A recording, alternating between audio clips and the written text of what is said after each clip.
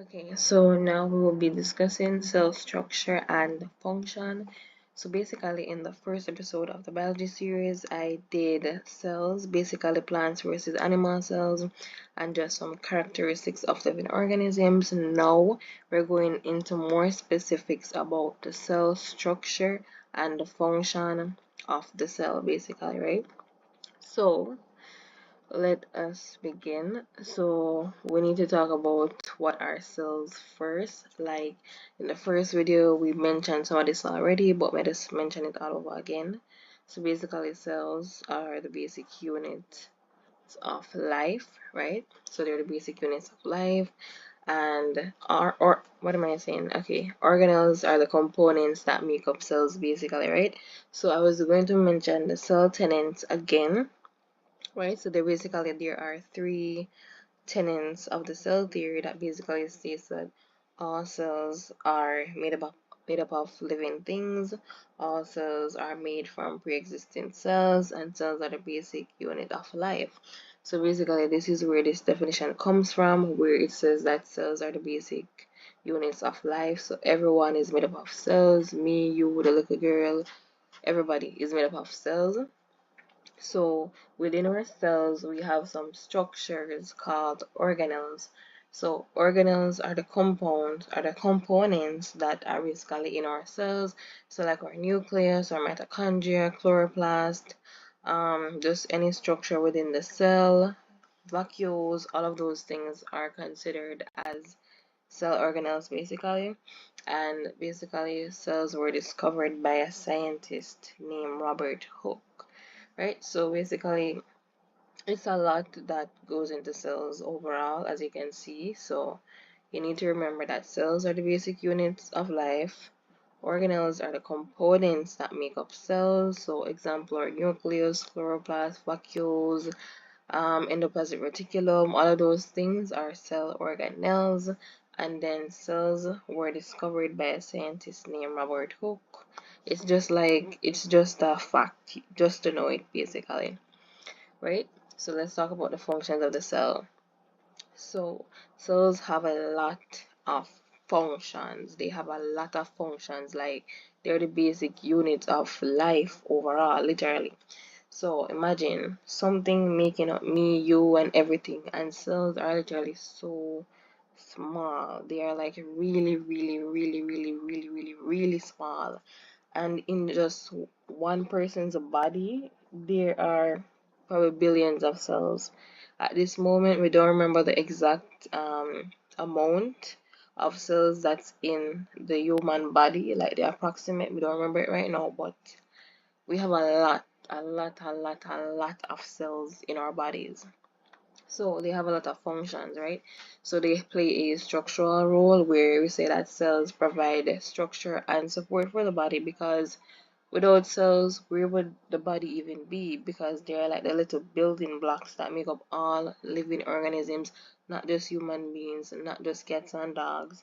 Literally, the fish we are swimming in the water, literally, the algae, literally anything that carries out the seven characteristics of life, as long as it grows, as long as it can reproduce, as long as it can respond to stimuli, it has like irritability, as long as it can carry out some form of movement, some form of feeding slash nutrition, some kind of excretion, and some kind of respiration, then it has cells, because that is when we would consider it to be living, right? So that cells basically also facilitate growth through mitosis. And we know that mitosis basically division of cells to produce two daughter cells in the end. And then you have energy production. Cells convert nutrients from food into energy, and we know which organelle is responsible for energy production. That would be our mitochondria.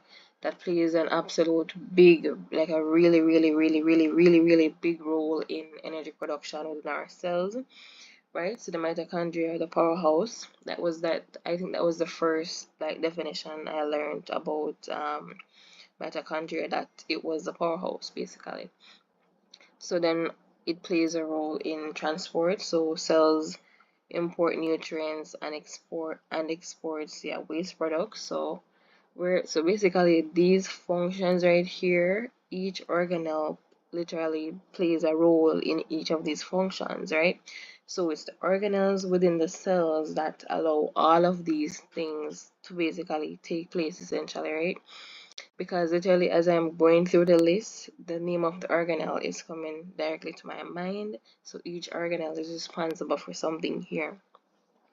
So we said that metabolism, cells perform chemical reactions that keep the organism alive. Reproduction, cells help with reproduction through mitosis and meiosis. And mitosis and meiosis are they're basically the two ways by which reproduction happens.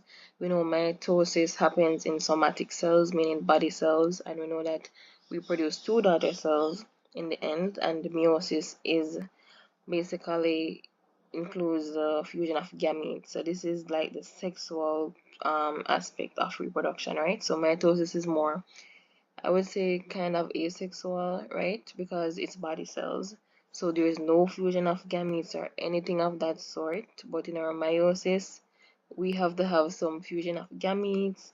We're going to need a male and a female in order for some sexual reproduction to take place in meiosis. And we know that we get haploid daughters in the end.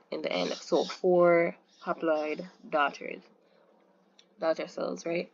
So now communication. So cells communicate with each other and the environment through receptors, right? So detoxification. Some organelles like the smooth endoplasmic reticulum detoxify the cell, meaning that they get rid of toxins. So let us get into more detail regarding each cell organelle. Alright, so that was just like a little summary. Let's get into more details. So before we get into that, we have to know that there are two main broad categories that all cells fall into basically. So it's either the cell is a eukaryotic cell or the cell is a prokaryotic cell. So for our eukaryotes, they have nucleuses, right? So once you hear eukaryotes or eukaryotic, it means true nucleus. So it means that these cells have nucleus, right? And prokaryotes, they don't have nucleuses, right? So that would be like our bacteria. And there's another term here, archaea, which you don't really have to know about archaea at this level, but it's there. It falls under that category of prokaryotic cells. So we, as human beings, we are made up of eukaryotic cells. So basically, true nucleus, right? So eukaryotic cells are basically in organisms, right? Are organisms that have membrane bound nucleus. We have membrane bound organelles within our body. So we have our nucleus, we have a mitochondria, we have well, not we, but the plants have chloroplast, we have our vacuoles. So all of these membrane bound organelles, we have them because we have eukaryotic cells. In the case of bacteria, in the case of prokaryotic cells, those cells do not have a nucleus. They do not have membrane bound organelles. They don't have it. They don't have it. So those don't have membrane bound organelles. They don't even have a true nucleus. They don't. They really don't, right? They're a lot more simpler in structure if you want to say that. But yes, they don't have any membrane bound organelles. They don't have a true nucleus. And basically our prokaryotes have both a plasmid and a nucleoid, right? So the nucleoid has most of its genetic information. So instead of having a nucleus, it has a nucleoid. And then we also have the circular DNA molecule, which is floating freely in the cytoplasm, which is called a plasmid basically. So that's our prokaryotes. Okay, so let's do a quick comparison of both of them. So by definition, eukaryotic cells, so it would be any cell that contains a clearly defined nucleus and has membrane bound organelles basically. And our prokaryotic cells, they do not have a true nucleus and they do not have membrane bound organelles. So example of our eukaryotic cells are like our animals, plants, fungi, and protist cells. An example of prokaryotic cells would be like our bacteria and our archaea, right? So now nucleus is very much present in our eukaryotic cells, and then in our prokaryotic cells, the nucleus is very much absent. So cell size, if we're comparing the cell size, so our eukaryotic cells are a lot more larger than our prokaryotic cells, right? So they are between 10 to 100 micrometers, while our prokaryotic cells are a lot smaller, which means that they could be less than, they can be, let's say, a max of maybe 5 micrometers. They're really small. So, yeah. Anyway, so DNA replication highly regulated with selective origins and sequences for eukaryotic cells, and in our prokaryotic cells replicates entire genome at once. I always pronounce this word really wrongly. And then you have organism type. The eukaryotic cells, they're usually very much multicellular, right? So not all eukaryotic cells are multicellular, but most of them are. For our prokaryotic cells, they are strictly unicellular, like completely strictly unicellular, right? So eukaryotic cells have more than one chromosomes, they have large ribosomes, they have a slower growth rate, the organelles are very much present, ability to restore hereditary information. So they have a true nucleus, right? And they have a cell wall which is present in our plants and fungi. We have our cell wall being made up of cellulose in our plants, and our cell wall being made up of chitin in our fungi. And we very much have a plasma membrane, and plasma membrane is the same thing as a cell membrane. It's just another term for membrane, basically. The cell membrane, plasma membrane, it all means the same thing. And then the cytoplasm is very much present. Then over to our prokaryotic side. So yes, we have a small ribosome. So basically, eukaryotic cells have 80s ribosomes, and prokaryotic cells have 70s ribosomes, right? That's why they say it's smaller.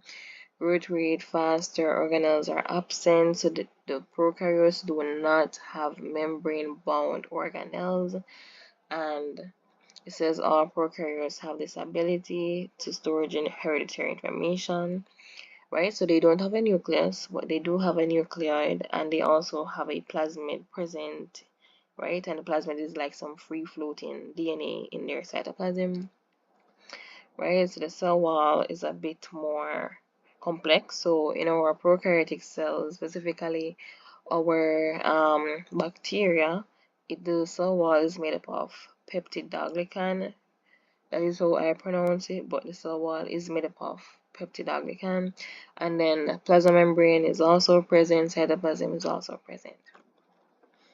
So finally we get to the cell. So basically this is just a rough draft of an animal cell, basically, right? So we're going to use this animal cell as the rubric for what we're trying to do today, which is talk about the structure and function. So we have our big nucleus, our nucleolus, which is inside, chromatins right here, and basically it's chromatin before it has entered the division stage, basically before it has undergone mitosis. Yeah, if it has undergone mitosis, that's what I mean to say. And then you have the rough endoplasmic reticulum, and if that's the rough endoplasmic reticulum, over here should be the smooth endoplasmic reticulum. It's not really differentiated, but yeah. Um, your nucleolus, ribosomes, Golgi apparatus, Golgi vesicle, cytoplasm, vacuole, lysosome, peroxisome, smooth endoplasm. So okay, so here it is, smooth endoplasmic reticulum. So this diagram is a bit different, but so rough and the smooth endoplasmic reticulum, and then the secretory vesicle, intermediate filament. So I guess this is the smooth endoplasmic reticulum. because what they usually do is they usually have like the entire endoplasmic reticulum, and then they would show the ribosomes on one side, and then over here would be like without ribosomes. But in this case, in this drawing, they decided to put the smooth endoplasmic reticulum kind of separate here.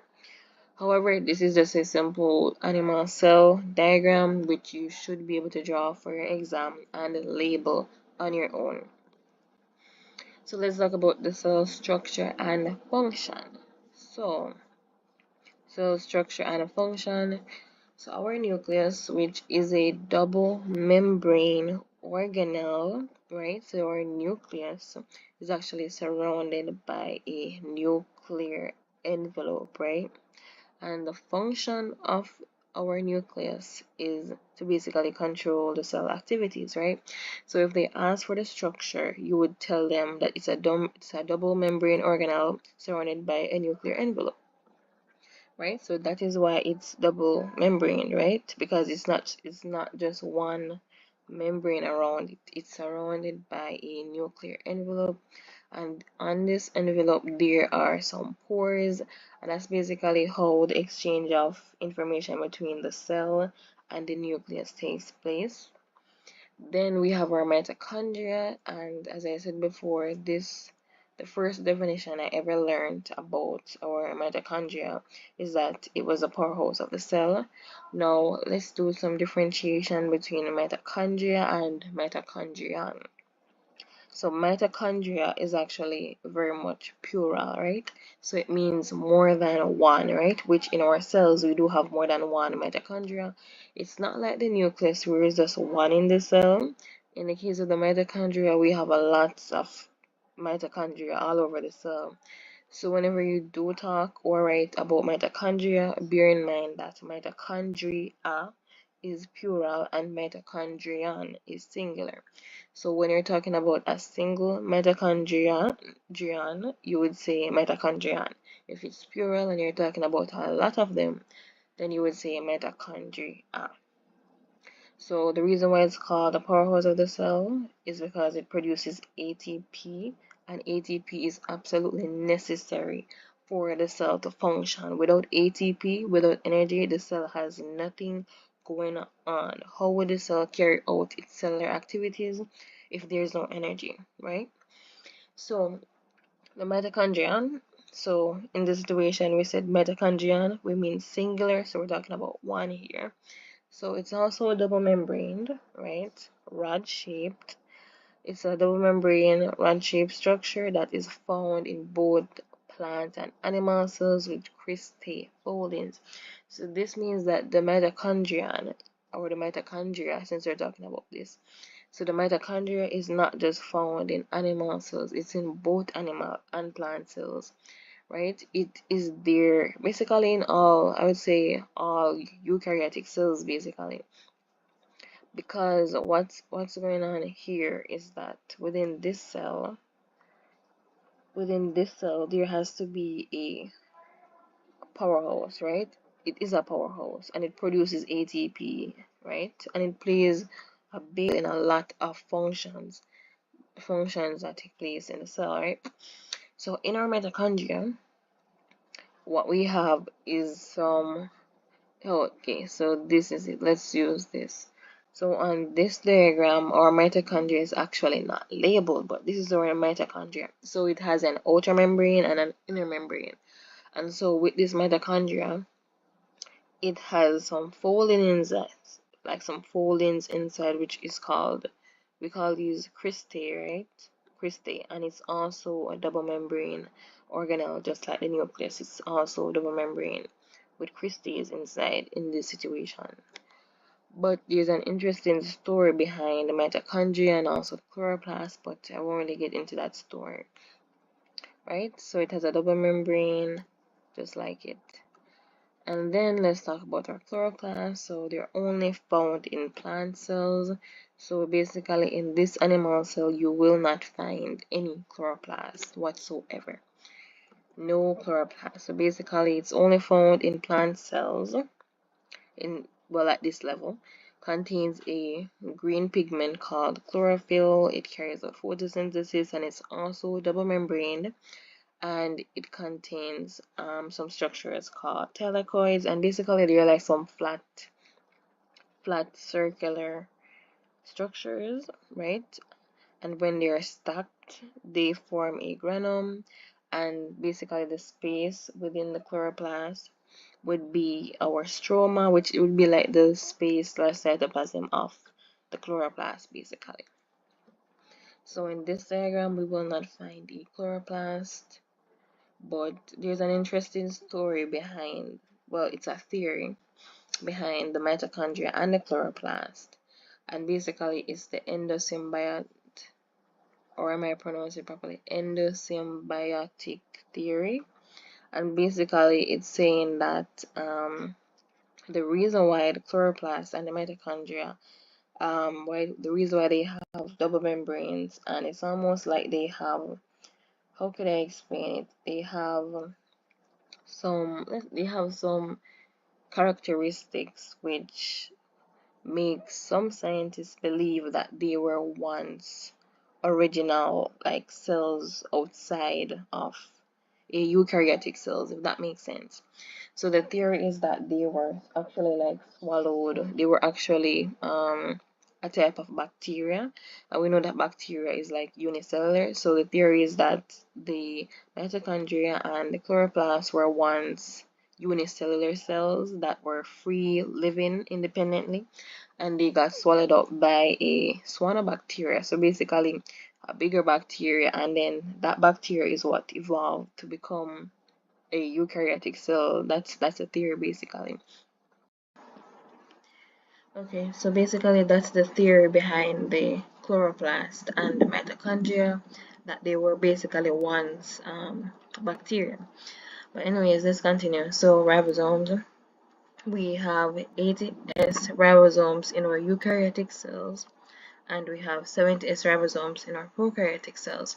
Now, we already mentioned this before earlier, but it does make sense that we have the larger ribosomes in eukaryotes, because after all, eukaryotes are basically a lot larger than prokaryotes. Basically, prokaryotes are so small, bacteria is so small, and if we should compare the size of a chloroplast or the size of the mitochondria, that would be the size of a prokaryote, basically the size of a bacteria. So if you look on it like that, the eukaryotic cell, a eukaryote or animal cell, if we use it as an example, it's basically 10 times bigger than a prokaryotic cell. So that is why the ribosomes are bigger in our eukaryotes. So 8 is ribosomes in our eukaryotes, 7 is ribosomes in our prokaryotes, and it makes sense. So basically the primary function is protein synthesis. So the ribosome now, the structure of the ribosome is actually made up of two subunits. You have a large one and you have a small one. Now, how I would describe the structure is that basically you have a, like, make a fist with like your thumb sticking out on one side, and then just fold up the other hand and kind of like put it on top, but just hide the other thumb. But basically that's how the ribosome structure kind of looks. So one of them large and one of them small, so the two subunits come together to make the ribosome. And as we said, 8 is ribosomes in our eukaryotes and 7 is ribosomes in our prokaryotes. Now the endoplasmic reticulum, you have two main types of ER within our cells. We have the smooth endoplasmic reticulum, and basically the smooth endoplasmic reticulum produces lipids and steroids. Then the rough endoplasmic reticulum is responsible for protein synthesis. Now, the reason why this makes sense, so if we go back to the diagram, actually, let's go back to the diagram. As you can see, the rough ER literally has ribosomes on it. You can see the little jukes up them. Those are ribosomes. Compare it to the smooth endoplasmic reticulum that don't have any of those stuff. So you have the ribosomes which are on the end of the rough endoplasmic reticulum. You have ribosomes that are free floating. See them here? They literally label it free floating ribosomes. So basically protein synthesis and the structure of the endoplasmic reticulum is basically flattened sac-like sheets called cisternae. So in our ER we have cisternae, in our Golgi we have cisternae, in our mitochondria we have cristae basically. So that's the difference between the foldings. Okay, now to some other organelles. So basically our lysosomes. As you can see, the lysosome is really small. It's literally like a little circle. So basically, the main function of our lysosome is to break down waste materials within the cell. That's the main function of lysosomes. So basically, they have hydrolytic enzymes, and these hydrolytic enzymes are responsible for breaking down these waste substances. So lysosomes play a big role in clearing out the cell, clearing out the waste. It helps to break them down, right? And also the lysosome. So it's actually formed from the Golgi apparatus slash the Golgi body. So that's where the lysosome is formed from. So it literally would get packaged or pushed out by the Golgi apparatus, which we soon talk about the Golgi. But that's what it does. It has hydrolytic enzymes that break down cellular waste and debris by engulfing it basically. Or cytoplasm is basically the site of the cell's metabolic activities. It's like that jelly-like, fluid-like substance that literally surround everything. All of the membrane-bound organelles literally sit in the cytoplasm. Peroxisome, these structures basically get rid of toxins within the cell. That's the main thing about our peroxisomes. They are spherical or ovoid shaped with a single membrane core containing many enzymes. Basically, but the main function of our peroxisome is to get rid of toxins within the cell. And of course, our cell membrane is the outer covering, controls what moves into and out of the cell basically. Now, let's talk about the Golgi. So earlier, I said, okay, the Golgi package the lysosomes and basically send them out, right? So the Golgi apparatus, as I said before, it has cisternae. So basically, these stacked, flattened, fluid-like sacs called cisternae, Golgi apparatus has it, and the endoplasmic reticulum has it as well. And the Golgi is the packaging center of the cell. So everything go to it, it package it, and then it distribute it where it needs to go afterwards, or vacuole. Now, in our animal cells, the vacuoles are really small compared to like a plant cell. Within a plant cell, you would see like a really big vacuole. Like the vacuole take up like, let me say, 3/4 of the cell in a plant cell, right? And we know why plants need such a big vacuole, right? Because they are involved in making their own food. They carry out photosynthesis. They have a lot more waste materials. They need a lot more water. So basically, the vacuole stores food and also removes waste. And we understand why a plant cell would have like such a big, a big vacuole versus an animal cell that has such a small vacuole just scattered all over the place, right? So it's not here, but let me just mention the cell wall. So basically in our plant cells, they have cell walls made up of cellulose, and basically it's that rigid structure that surrounds the cell, protects the cell. It's literally over the cell membrane. So our plant cells have cell walls, or animal cells don't. Now that means that animal cells can't burst. Like if you look at like some diagrams where, let's just say something happened, or the cell becomes turgid or something, right? And let's just say the cell bursts. That's an animal cell. Plant cells won't burst because of that cell wall, right? And the cell wall is what give plant cells their fixed shape. So they're not like, circle or irregular like animal cell. They have a fixed shape basically.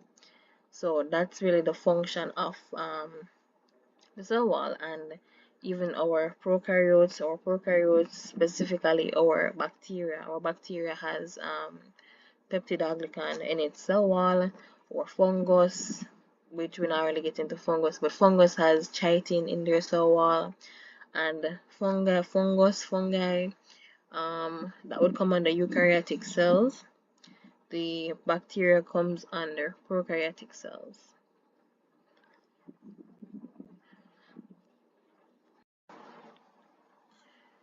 Now, it's also important to know the difference between a chromatin and a chromosome, because look at this diagram right here. We know this. So basically, one of this is the sister chromatid, and it's literally connected in the middle by a centromere.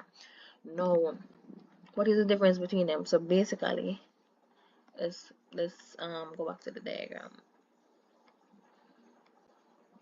So basically, you see in here, the diagram points to chromatin. So the main way that you can differentiate chromatin from the chromosome is that during so basically, you know the cell cycle where you have interphase, and then you get into like mitosis or meiosis. But in this situation, so for example, the cell spends most of its time in interphase, right? So during that phase, the cell is not dividing, it's just there, it's just resting, it's just preparing for cell division, right? Now during that time, the chromosomes, keyword, this is to be carefully, okay, let me be careful with the wording. Basically, the chromosomes are not condensed, let me just say that, and that is why those chromosomes that are not condensed, those are the chromatins. That's before cell division, before mitosis start take place and all of that stuff. Because we know that once it enters into if let's use mitosis, once it gets into prophase is the stage where the chromosomes become condensed. So before that, they were just chromatin, right? They were just chromatin before cell division. They're basically like a lower class of, DNA or whatever, right? During mitosis or cell division, however you want to term it, they become condensed in prophase, and when they become condensed in prophase and we can see them, that is when they become chromosomes. So basically, the DNA packaged by special proteins called histones to form chromatin. So this chromatin further condenses to form chromosomes. So basically, the uncondensed version is the chromatin that's before cell division. The condensed version is basically during cell division, during mitosis, during prophase, when the chromosomes become condensed and they become visible. You can start to see them nuclear envelope breakdown and all them something here, right? So chromatin is not involved in cell division. Right? So it's in the cell cycle in interphase, just sit down and nod and nothing basically. Right? Like the cell is a prepare, but the cell is a prepare, rest, same thing, whatever, it's just there.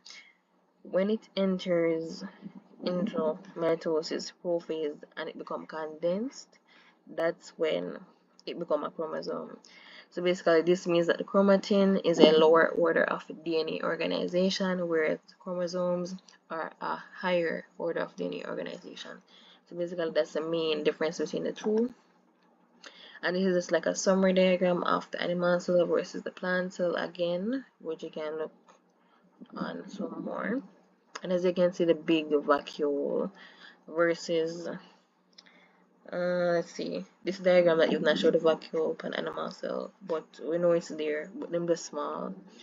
But the point is that the plant cell has a really big one. You can see the cell wall, the cell membrane or chloroplast or nucleus or nucleolus inside. Alright, or mitochondria, all of that stuff. Right? So basically, I think that's the end of it. Oh yeah.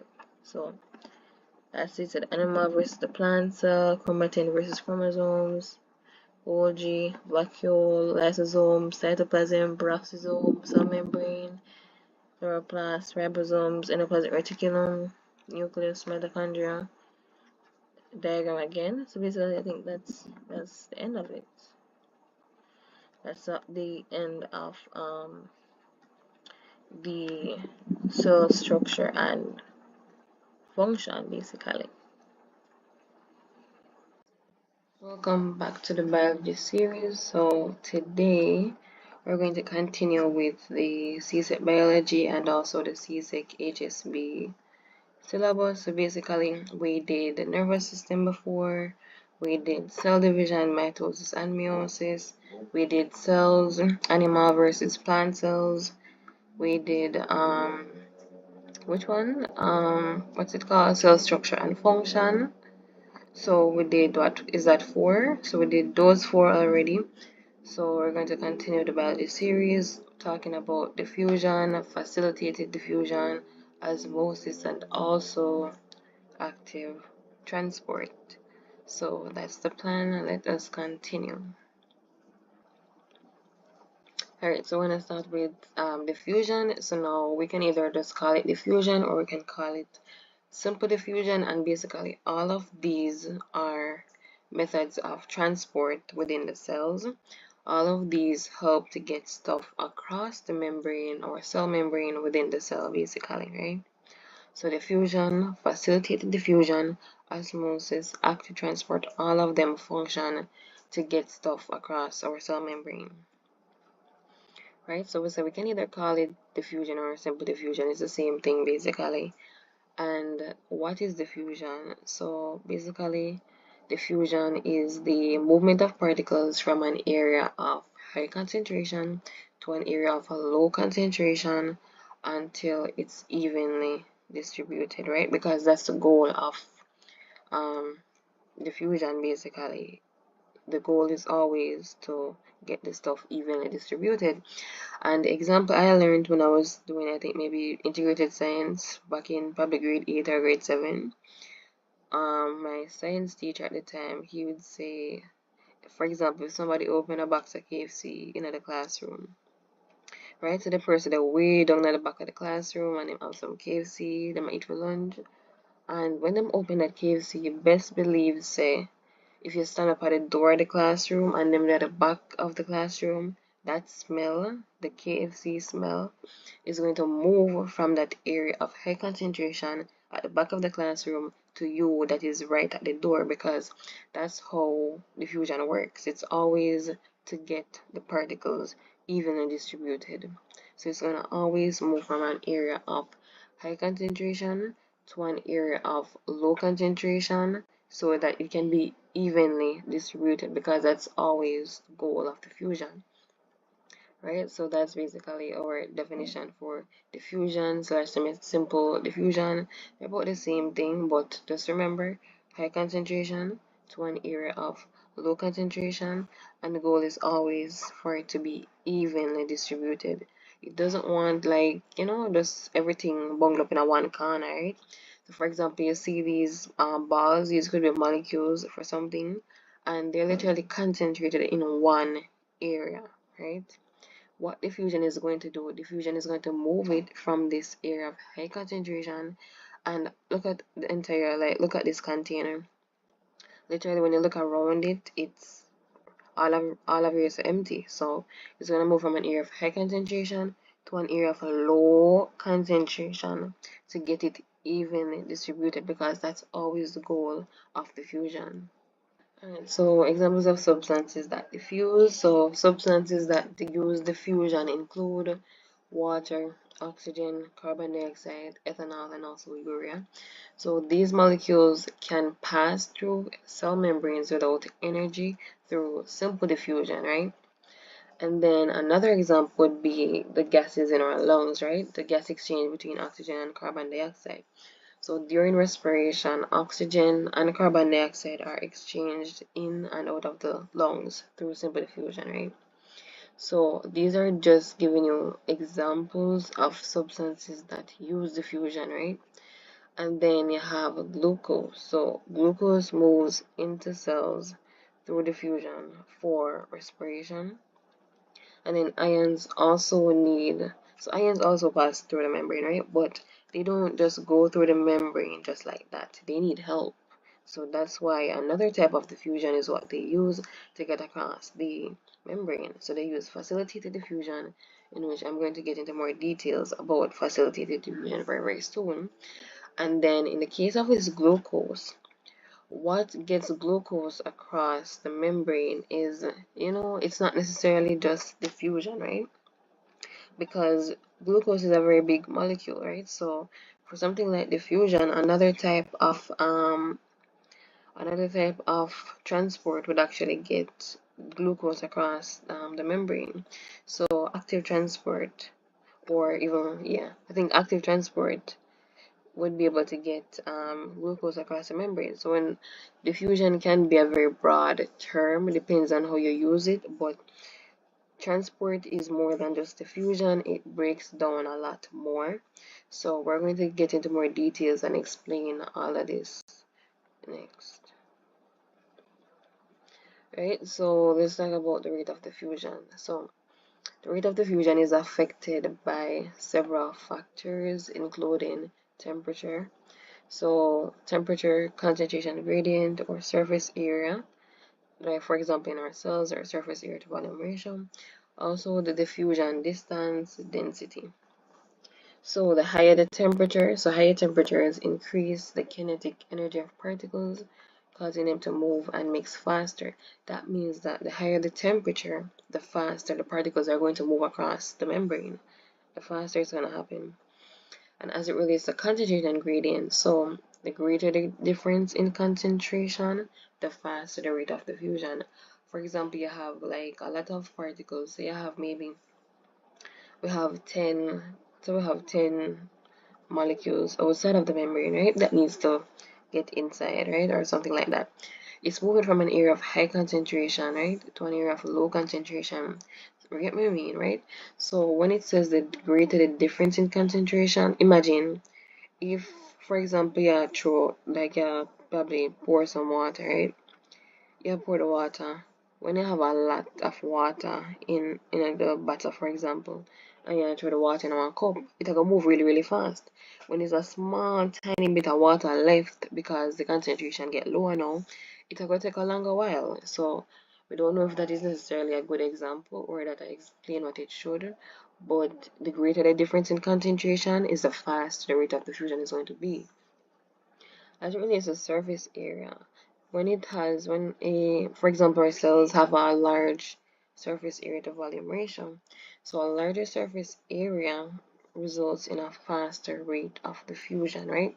So for example, our cells are so small, and because they're so small, they have that large surface area to volume ratio, and because they're so small, it means that they absorb things quickly, right? So if something needs to diffuse into our cells, it's gonna happen really, really quickly because they're so small, right? So the smaller it be, the faster diffusion is. And then another example is, for example, our root hair cells in plants. So they line, and also cells lining the helium in animals have increased surface areas to absorb nutrients, right? We understand why root hairs would need to, have a large surface area because they need to absorb a lot of water. And also the ileum, instead of our, I think, small intestine, so the helium in our small intestine, it would also need to have an increased surface area in order to absorb nutrients, like literally. So it all makes sense. And then as we go on more to explain diffusion, right? Distance. So the shorter the distance molecules must travel, the faster the transport will occur. For example, blood capillaries and alveoli have walls that are only one cell thick to speed up diffusion, right? And the best way to explain this is, for example, if you're going somewhere, right? If you're going somewhere, let's just say if you're walking down the street, so you or maybe you go and shop or something. But let's just say this: the shorter the distance, the faster you're going to get to where you need to go. The longer the distance, the longer it's gonna take you to get where you need to go. So it's the same thing as it relates to diffusion and distance in our molecules. So the more dense a particular molecule or solution is, that means that diffusion is going to be decreased and it's going to move a lot slower because density would refer to like particles being packed extremely tight, right? They'll be very, very packed tightly together. So if they're packed so close together, it's going to take them a while in order for them to separate, and that means that diffusion is going to be hindered. So diffusion is going to take a longer while if, for example, the solution is very dense.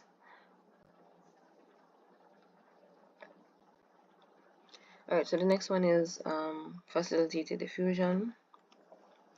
So basically, both simple diffusion and facilitated diffusion, both of them are methods of passive transport. So both of them, so simple diffusion, facilitated diffusion, osmosis, active transport, all of them move stuff across the membrane, right? And then simple diffusion, facilitated diffusion, and also osmosis. Those three are methods of passive transport. The reason why they are methods of passive transport is because they do not require the input of ATP, they do not require any energy whatsoever. So if we're at facilitated diffusion now, and passive transport process that moves molecules or ions across the cell membrane from an area of high concentration to an area of low concentration. So the biggest difference between facilitated diffusion and simple diffusion is that facilitated diffusion, the molecules need some help to get across the membrane. So in our simple diffusion, the molecules are able to just simply diffuse directly through the membrane because they could pass through the hydrophobic tails of the phospholipid bilayer. They could just pass through. In facilitated diffusion, these molecules are actually they're hydrophilic. So if the molecules are hydrophilic, if they're polar and they're charged, they cannot pass through the membrane. So they need some help. So what's going to happen is that we're going to have specialized proteins in our membrane, meaning our protein channels and also our carrier proteins. So they're going to be embedded within the membrane, and they're what helps larger molecules, polar, charged molecules, and also molecules that actually cannot pass through the hydrophobic tails. Because at the top of the membrane, the heads are very much hydrophilic, but in order to pass through the membrane, they have to pass this area, which basically has the hydrophobic tails, meaning that this area cannot handle water, right? They hate water, they hate any kind of liquid, right? So they cannot pass through there. And so what these channels, so this is the protein channel and this is the carrier protein. So you can see the difference in the size. For the channel protein, it's basically like a hot dog. It's folded, it's shaped like a hot dog, and it transports the molecules directly across the membrane. In which now, on the other hand, the carrier protein looks a bit like a pump. It kind of resembles active transport somewhat. Right, so both of them are mechanisms that are both used to move stuff across the membrane. Right, so one is a bit more, round or, enclosed, kind of like a pump.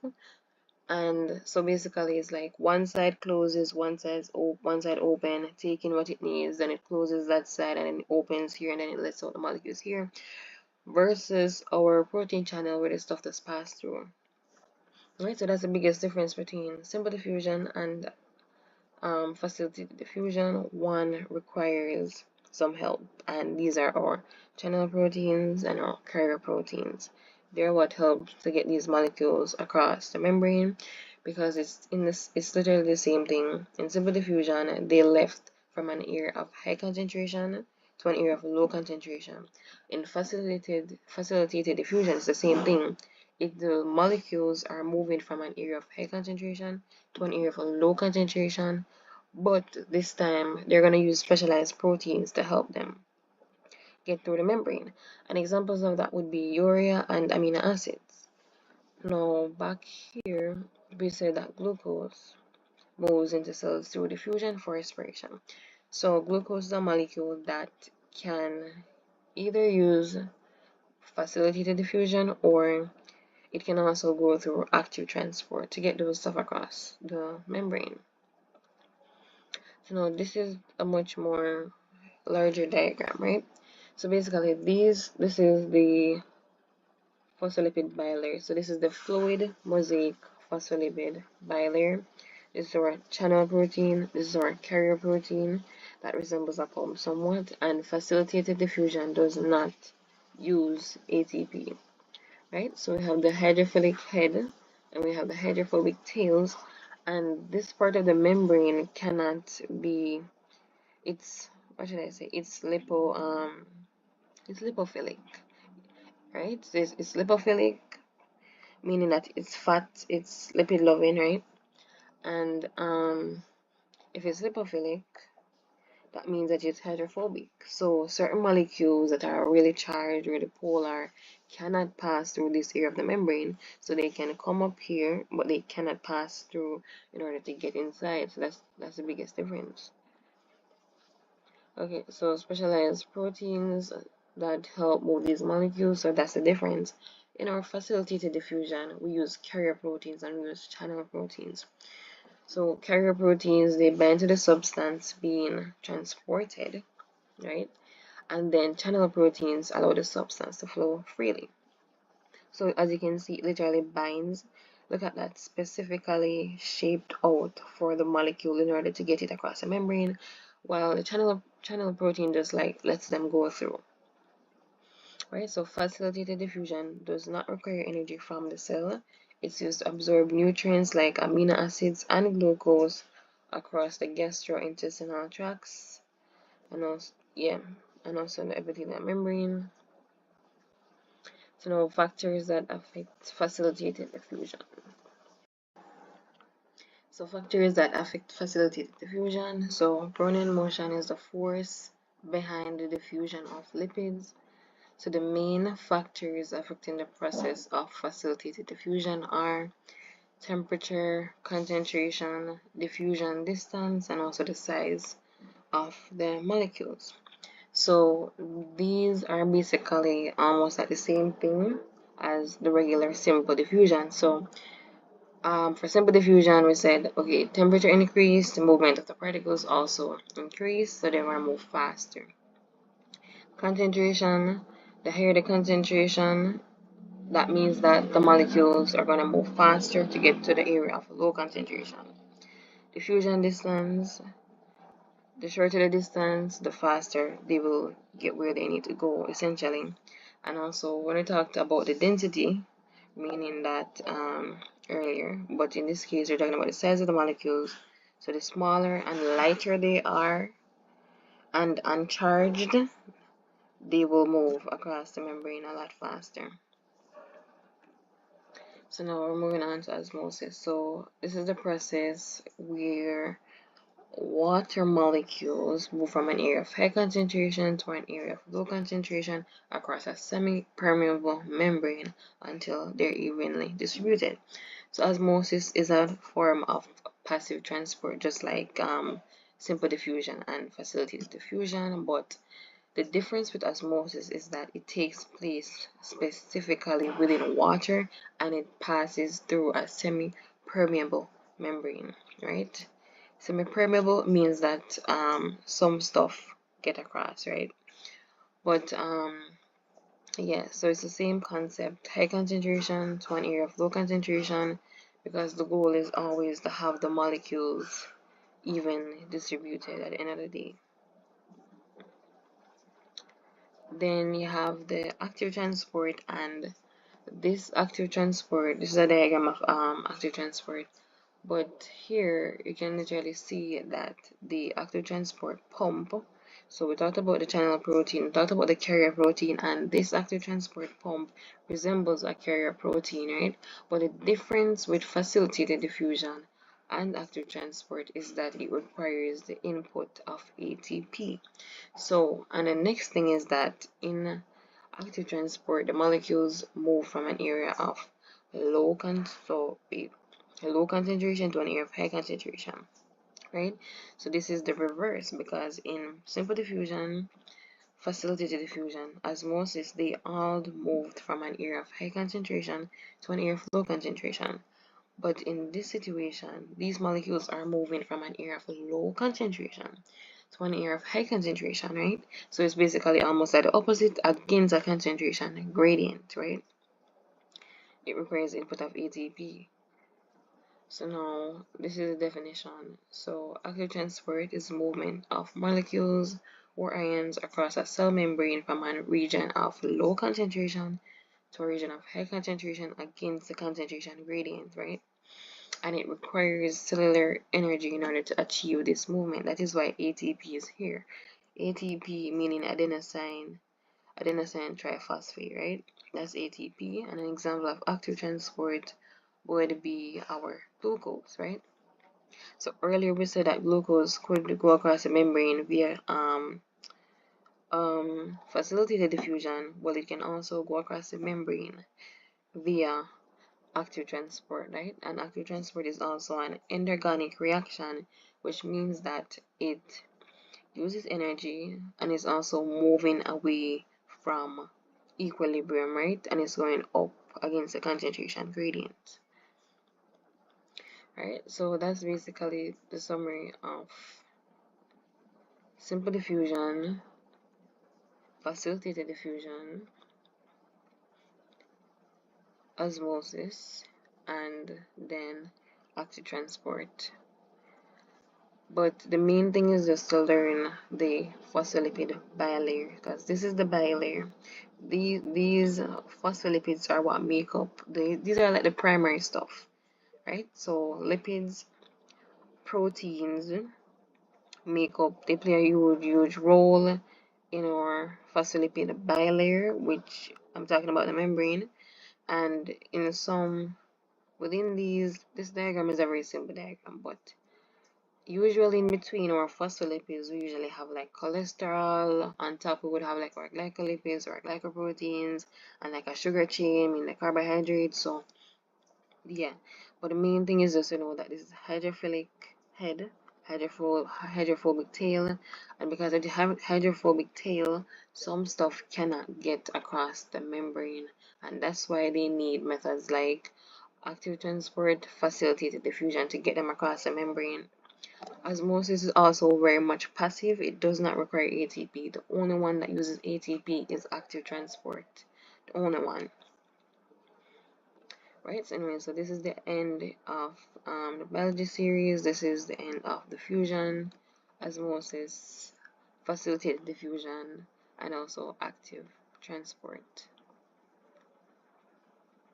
Okay, so basically we're going to be doing a reproductive system crash course. So basically this is for both CSEC biology and the CSEC HSB. So even though CSEC biology is more general, and you know CSEC HSB is more focused on the human body, it's the same thing. It's the same thing in CSEC biology, and it's the same thing in CSEC HSB. So for this particular topic, it's in both syllabuses, right? So you're gonna find the reproductive system in the CSEC biology syllabus, you're gonna find it in the CSEC HSB syllabus also.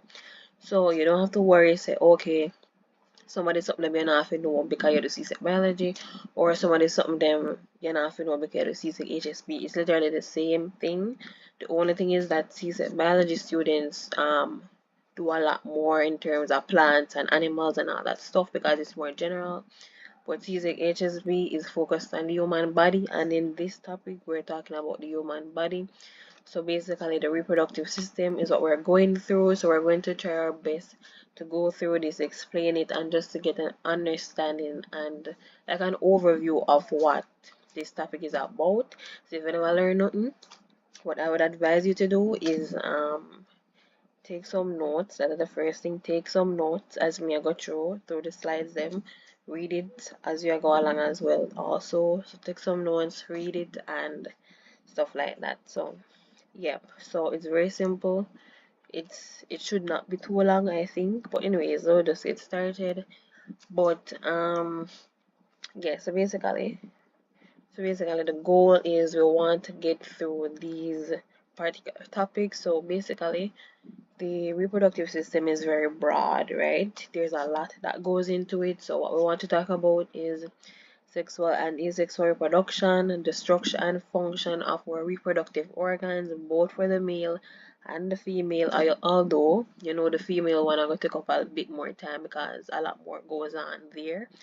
Then you have the menstrual cycle, the birth process, birth control, and basically the importance of family planning, and then the issues relating to abortion. So yeah, this is just like a quick crash course. So we're going to take our time and we're going over everything, right, in a timely manner. So okay, so what I would say before we will get any further is to go ahead and like, comment, share, and subscribe. And then also you can check out this email right here. Check out the email right here if you want tutoring for CSEC Biology or CSEC HSB. And yeah, so let us just get started on this reproductive system topic. So let's get into it. Okay, so if we're talking about reproduction, the first thing is that you have to know what reproduction even means.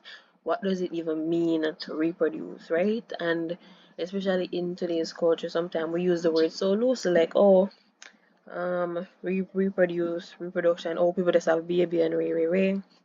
And if when we ask what is reproduction a while ago, me said that and you say, oh, people have picnic. If that was the first thing that come to your mind, technically you are correct, right? You are correct. So basically, when we talk about reproduction, it's a process by which new offsprings are produced. And the word reproduction, it does not only go for human beings, it goes for animals. So animals, once you are living, you can reproduce. It is one of the 7 characteristics of all living organisms, the ability to reproduce. So humans reproduce, have offsprings, birds, dogs, fish in the water. Once it's living, it can reproduce. So just keep that in mind. And even though we're kind of focusing more on the human aspect, just know so reproduction go for everything. So even the plants, even our flowers, right? So we have to take into consideration that it's not just humans that reproduce, even plants need to reproduce also. So basically there are 2 main types of reproduction. We have our sexual reproduction and our asexual reproduction. So off the bat, when I say sexual versus asexual reproduction, human beings don't undergo asexual reproduction. Let's just put that out there, right? We don't undergo asexual reproduction.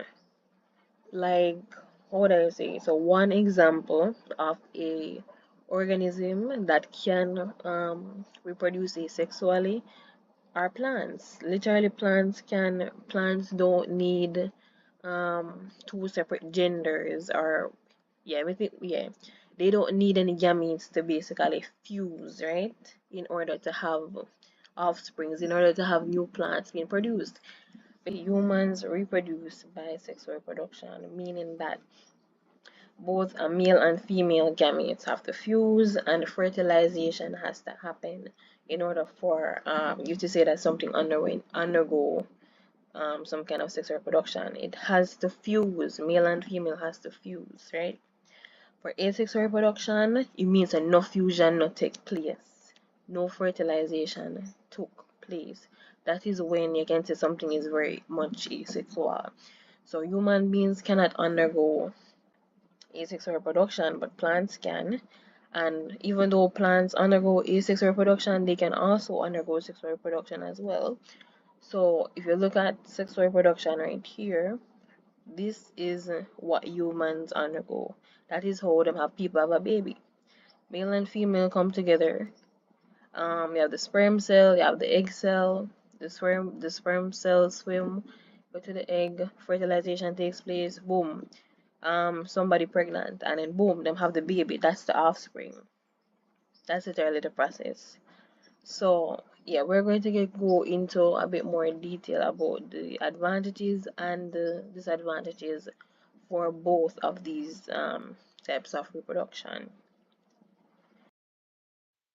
Okay, so basically, let us basically compare them more in depth. So basically, you have sexual reproduction and asexual reproduction. So basically, what we want to see are basically the disadvantages and so basically both the advantages and the disadvantages of each type of reproduction. So in our sexual reproduction, obviously we said before that it involves two parents, fusion of gametes, fertilization, all that stuff is going to happen.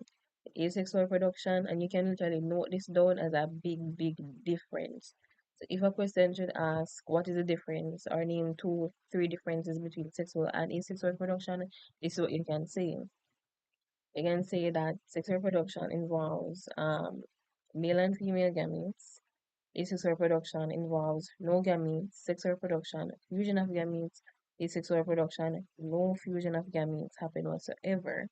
And one of the biggest things when you're comparing asexual and sexual reproduction is that in asexual reproduction, what makes it so unique is that it have one parent involved, right? And what's so unique about asexual reproduction is that the offsprings are literally identical to the parent. When I say identical, I mean them identical. You know, like twin, right? Them literally identical, like identical twin. The parents and the child that look like exactly the same. So with asexual reproduction, there is no variation. There is no variation at all. So that disadvantage for asexual reproduction is actually an advantage to sexual reproduction. So in sexual reproduction, they produce offspring that have variation. And you might say, why does it even matter if there is variation or not? You probably wonder. But variation is very important for a species, basically very important for a species species to survive basically because variation helps. It's like, how would I describe it? It's basically equipping the next generation to be able to withstand different conditions, right? So basically, it helps the species to adapt to new environments, help to reduce the spread of disease, can be used to increase food production. And the disadvantage to sexual reproduction is that it takes a longer time to produce offspring. So, for example, compare human beings. Compare human beings to what example could I really, So, for example, I can't think of an example right now. What compare human beings having, call it, all right, a pregnant woman have the baby in them belly, in her belly for 9 months. Is it that 9 months to give one or two child, right? Because the chances of having triplets and quadruplets and all that stuff is very, very, very low. So say she have one pit or two pit in her belly at a time for 9 months, almost 1 year. Compared to plants, if the plant pollinate and whatever, the plant can grow up one entire area in that exact same time if you compare it like that. But look at it like this. So if there is no variation in asexual reproduction, right? And let's just say that there's a disease, right? And this plant is not, what should I say? It does not have the mechanism to fight off the disease. And the plant, what the word now? Susceptible, right? The plant is susceptible to the disease or whatever.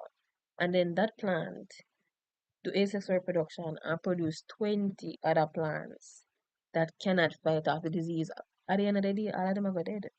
All of them are go dead because basically the parent no good and all of the picking them no good either. 'Cause all of them have the disease, right? So that is why variation is so important.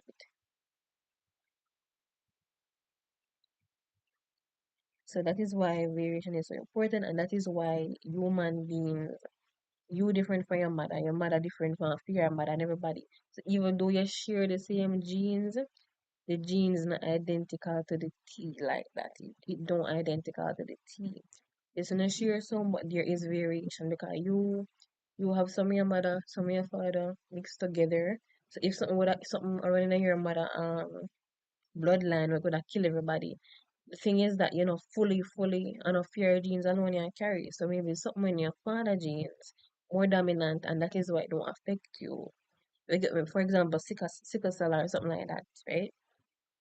It's not dominant, right? So it don't affect you where you have the recessive trait for it or something like that. But you basically get the point when you compare them that at the end of the day, they both have their advantages and their disadvantages. Variation is very important in sexual reproduction and in asexual reproduction. They can actually produce a larger number of offspring in a shorter period of time. For example, we get the example about the plants. The plant produce 20 plants. In the time where one pregnant a human, for example, a human being take pregnant 9 months with one child or with two child maximum, typically. The time what it basically take if we have that one or two picnic, the plants produce so much other plants during that 9 month period, like a lot. So you can basically see the difference. And yeah, so the disadvantage of asexual reproduction is that they have an increased risk of disease and also no variation and you know overall just they're kind of what should I say like a lower quality. It's almost like copy and paste, copy and paste, copy and paste. But what if there is something wrong with the parent? It means every offspring will have that issue as well. You get what I mean? With sexual reproduction, you never really know. Is either them have the disease or them don't. You honestly won't know because variation makes the difference in sexual reproduction.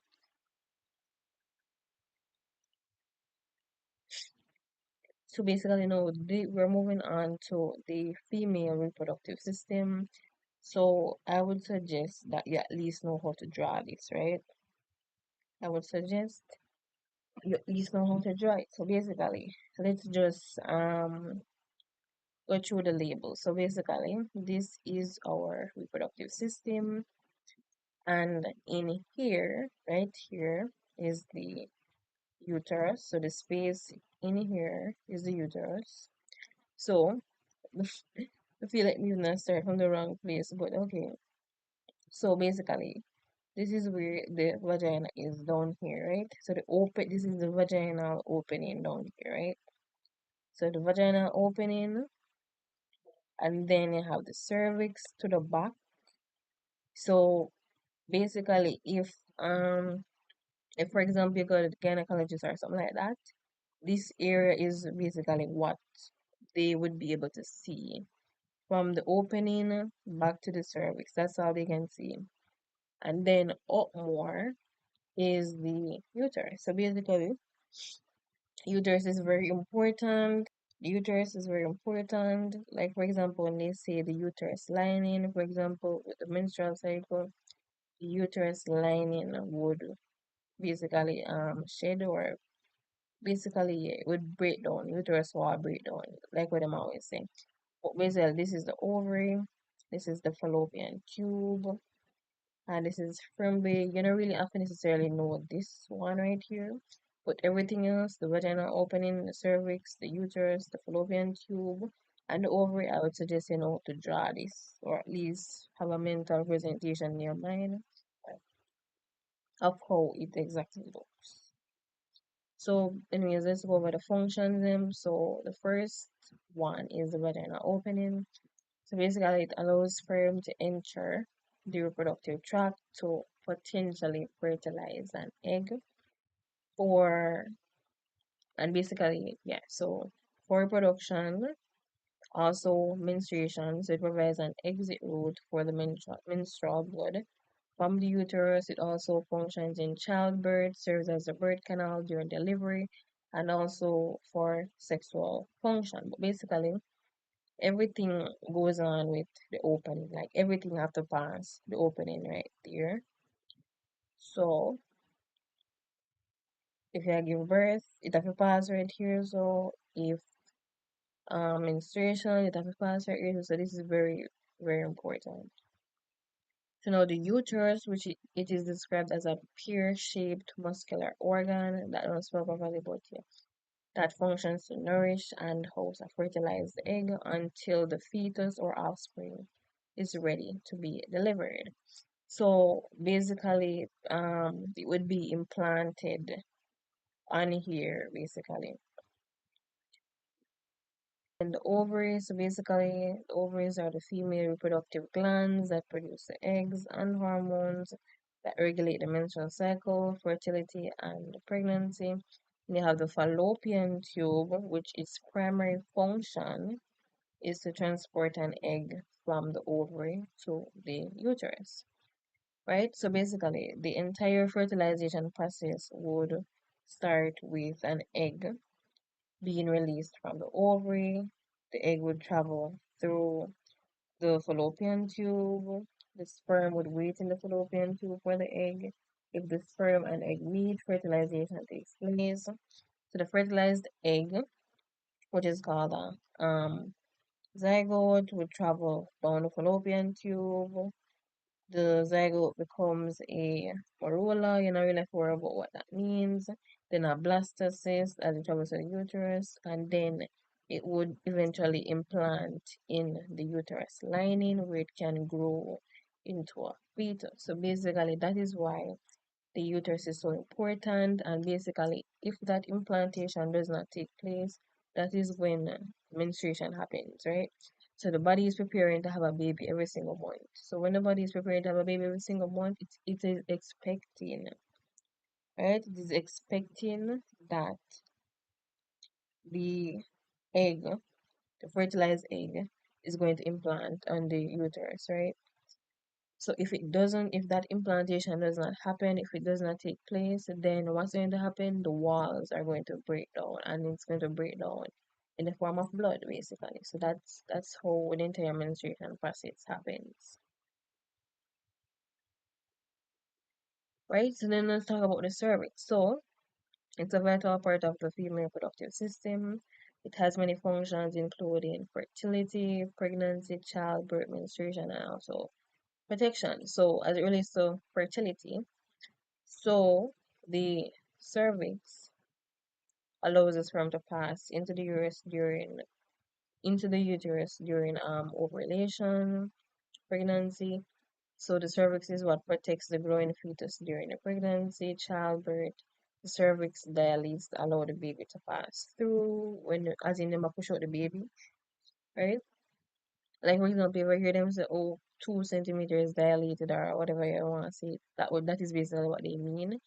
And then you have menstruation where the cervix opens slightly to allow menstrual blood to flow out of the uterus.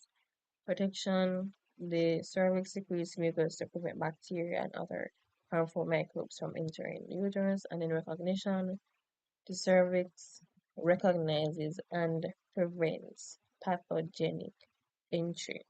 Right? So you can see that the cervix plays a very big role.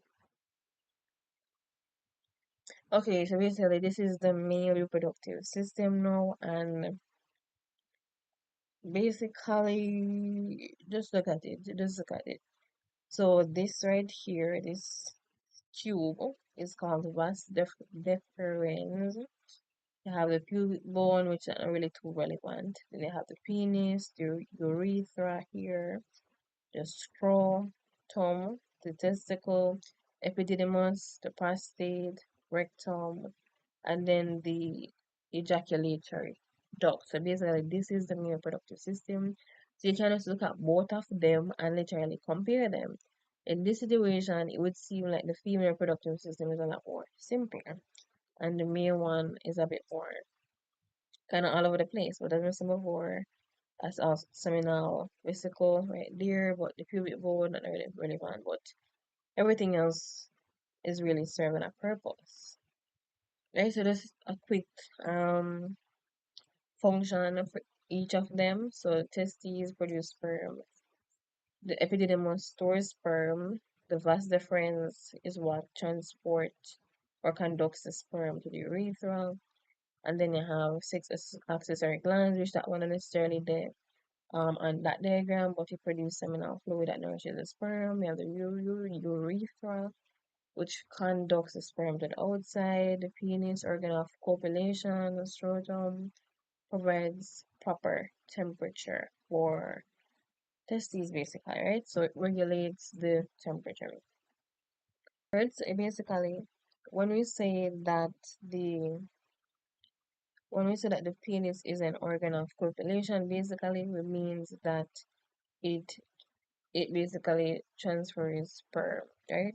That would be the best way for me to describe it. It transfers sperm. So for example, when it transfers the sperm, it is basically what deposits the sperm into the female reproductive tract. So basically that's what it basically means. Now, if we go back on the diagram, right, I would just look at it more in depth. So basically the vast difference, we always produce it, we always pronounce it away, but the vast difference, so basically it's a muscular tube that carries sperm from the epididymis. So this is it, the right of here. So this is the epididymis. So what the vas deferens does is that it carries sperm from the epididymis to the seminal vesicles, right? So look at it. It's carrying the sperm from here to the seminal vesicles, right? And then you probably say, what are the seminal vesicles? So basically, they are glands that produce a fluid rich in fructose, which nourishes the sperm and makes up a large part of the semen. So everything is working together in this reproductive system, right? And I would very much advise that you know at least one function for each of these, the relevant one there. Like the vas deferens, the urethra, testicles, scrotum, epididymis, the seminal vesicles, all of those stuff ensures you know the function, right? Ensures you know the function, but yeah. So we're with seminal vesicle. Yeah, so it makes up semen essentially, right? Then you have the testes. So basically, it's located within the scrotum, as we can all see right here. This is the scrotum, and it's basically responsible for producing sperm and the male hormone testosterone. So the sperm is produced, and the vas deferens transports it to the seminal vesicle. Seminal vesicle makes the semen, right? So we already get that far. And then urethra here is what carries urine and semen out of the body, right? And then let's look at the epididymis, and let's talk about the prostate. So basically, it's a walnut-shaped gland that surrounds the urethra and adds fluid to the semen, right? So that's really what it does. So we know that the seminal vesicle is what's going to make up the semen. We're saying that the prostate adds fluid to the semen right here, and then the scrotum is just a sack of skin that holds the testes and helps to regulate its temperature, right? And then this is pretty much self-explanatory, right? It's basically the opening where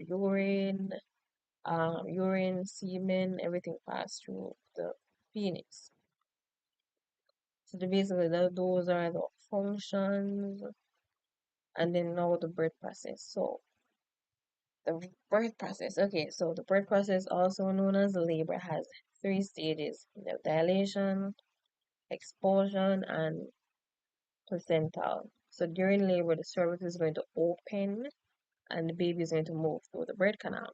So the first thing is dilation. So this is the first and longest stage of labor. And remember how me that say how you ever watch like maybe YouTube or some movie or something and you hear the doctor them say, oh, them say 2 centimeters dilated or 3 centimeters dilated, whatever you want to guess. But it's basically this. So this is the first part of the birth process. So basically the cervix is going to slowly open, and then during this stage, the pregnant woman would normally feel contractions, right? So they might be regular or irregular, or they might not even notice them completely. And as long as the doctor said it's safe to stay home, they would usually be at home during this stage. So like the early, like maybe 1 centimeter or 2 centimeter dilated, they don't need to be in the hospital, right? So when it start gets serious and they keep on, I guess, having more contractions, more irregular contractions, more painful contractions, that is when them say, okay, we need to go to the hospital. So then expulsion, which is the second stage of labor, also known as the pushing stage. So basically, when you go to the hospital, well, not you, but when the pregnant person go to the hospital and then them check them and say, wow, them this much dilated. And then I say, well, listen, you already have the baby. So when them do that and them hook you up on the hospital bed and everything, or yeah, them hook you up on the hospital bed, put on drip on whatever you need and whatever. And depending on the situation, when them check the baby to see if the baby sit properly in the belly, yes or no, they will decide if you need a C-section or not. They will decide if you need an epidural or not. If them feel like they cannot push out the baby and all is going to be well, they are going to just push out the baby. So yeah, so basically you go to the nurse or the midwife I go monitor you and the baby, and then after them done set you up and everything, them I go tell you when it's safe to start pushing. So now once the baby's head is out, the rest of their body will eventually slip out during the next contraction. So basically that is the ideal way for giving birth. Usually them say make the head come out first because it's usually a lot more safer, right? It's a safer thing to do. If the baby sit upside down, sideways, across here, it will create a lot of problems. And in that case, they might tell the pregnant woman to have a C-section or something. Or they might tell them to, I don't know, do something to try and turn the baby, right? So the placenta, which is the third stage of labor when the placenta is delivered, so this stage can take a few minutes or up to 60 minutes. So factors that influence, so basically that is when them push out the baby and them gonna go, we call it cut the umbilical cord. Both me pronounce it properly. Them gonna cut the cord and all that stuff, and boom, we have a brand new baby. So that's the last stage. So now anyways, the factors that influence the length of labor, so whether you've given birth, whether the person has given birth before, or the frequency or the effectiveness of the contractions. So for example, if the contractions are just bad off the get go, bam bam bam bam, then you go push it the baby quick and fast. If the contractions very if it's painful and the person is not like dilated very far, you're gonna sit down and pain and wait really and truly, right? So, and especially if the woman has given birth before, that could be a lot easier to push out the baby because at least our body did it before, so our body can do it again. If it's the first time, the body might, whatever, but yeah.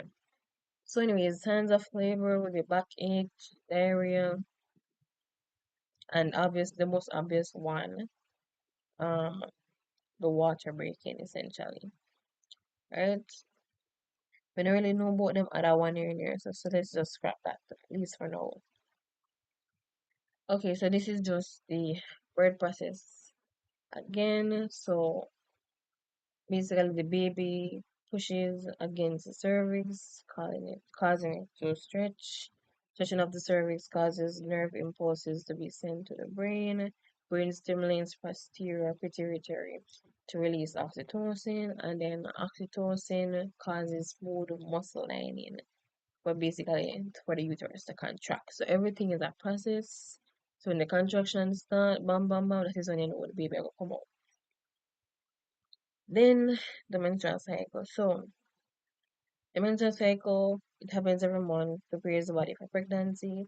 If there's no implantation, there will be no pregnancy. So no implantation equals having a menstrual, yeah, basically. So basically it would happen. So technically they say it should be every 28 days, but it can vary from 21 to 35 days. So once the female falls within 21 to 35 days, it should not be alarming that much, but again, talk to your doctor. No, anyway, cycles often longer and less irregular for the first. No, they're often longer and less regular for the first few years after a person starts menstruating. Cycles tend to shorten and become more regular with age, and it can be light or heavy, painful or pain-free, long or short, and still be considered typical because pain being associated with it is seen as normal and somewhat basically it is very much normalized in today's society, right? About period cramps. It's normalized as if it's nothing, at least in today's society. So what happens during the menstrual cycle? So estrogen. So basically, once you're talking about the menstrual cycle, two very important hormones you have to talk about is estrogen and progesterone. Basically, so estrogen, when those levels increase, they cause the lining of the uterus to thicken, right?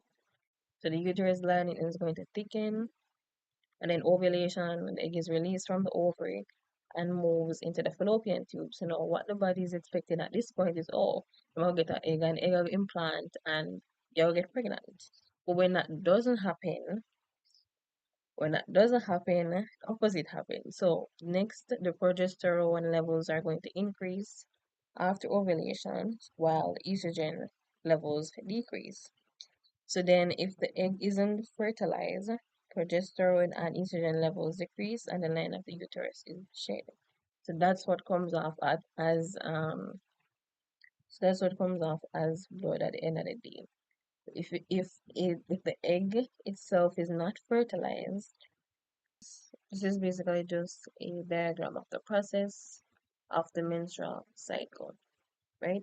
So these mountain or hill would basically represent it. It would represent the uterus lining building up, right? And then obviously menstruation happens here. That is when it sheds and it goes down, then it starts build up all over again. Then it happens again, type of build up, shed, build up, shed, build up, shed, build up, shed, all over again basically. Right? So there it is, lining of the uterus, and it would shed the blood. Alright, then over here, the next topic is basically about birth control. So basically, this diagram shows the less effective to the most effective, and the most effective method would be abstinence, right? That's the most effective method.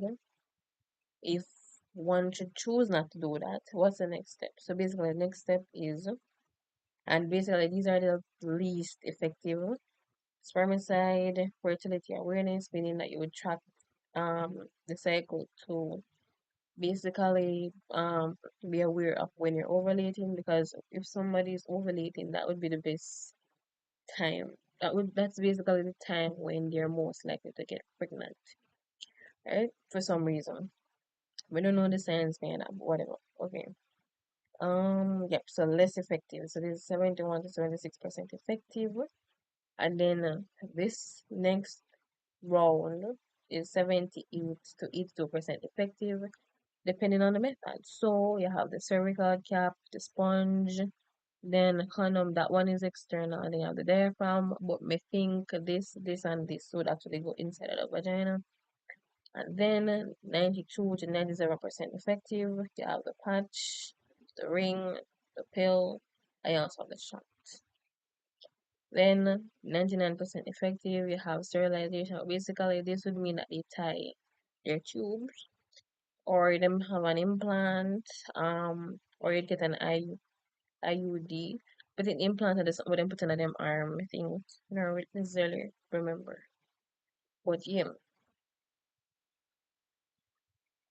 right? And then the next thing is the benefits of family planning. So basically, the benefits of family planning are the person gets to decide the number of children and also the spacing of the children, right? So for example, some people want their kids like with a two year age gap, right? So they might say, oh, if you have one in 2024, you have the next one in 2026. So you basically plan it exactly, right? So it prevents unintended pregnancies. So, oh, once you did family planning, you can't say, oh, we never did know, or oh, we never did plan for this, or we can afford to take care of more pitney, right? So that is the benefit of family planning. So it reduces the recourse to abortion. So basically, And basically, these are both connected because one, unintended pregnancy, and then they say, oh, me don't want no picnic, me will get an abortion. So, if you do family planning, you won't get pregnant. Okay, if you know you don't want a picnic, it makes sense you'll get pregnant, if that makes sense. Right? So, reduce giving you the opportunity to go get an abortion. And then getting an abortion can have risks to it.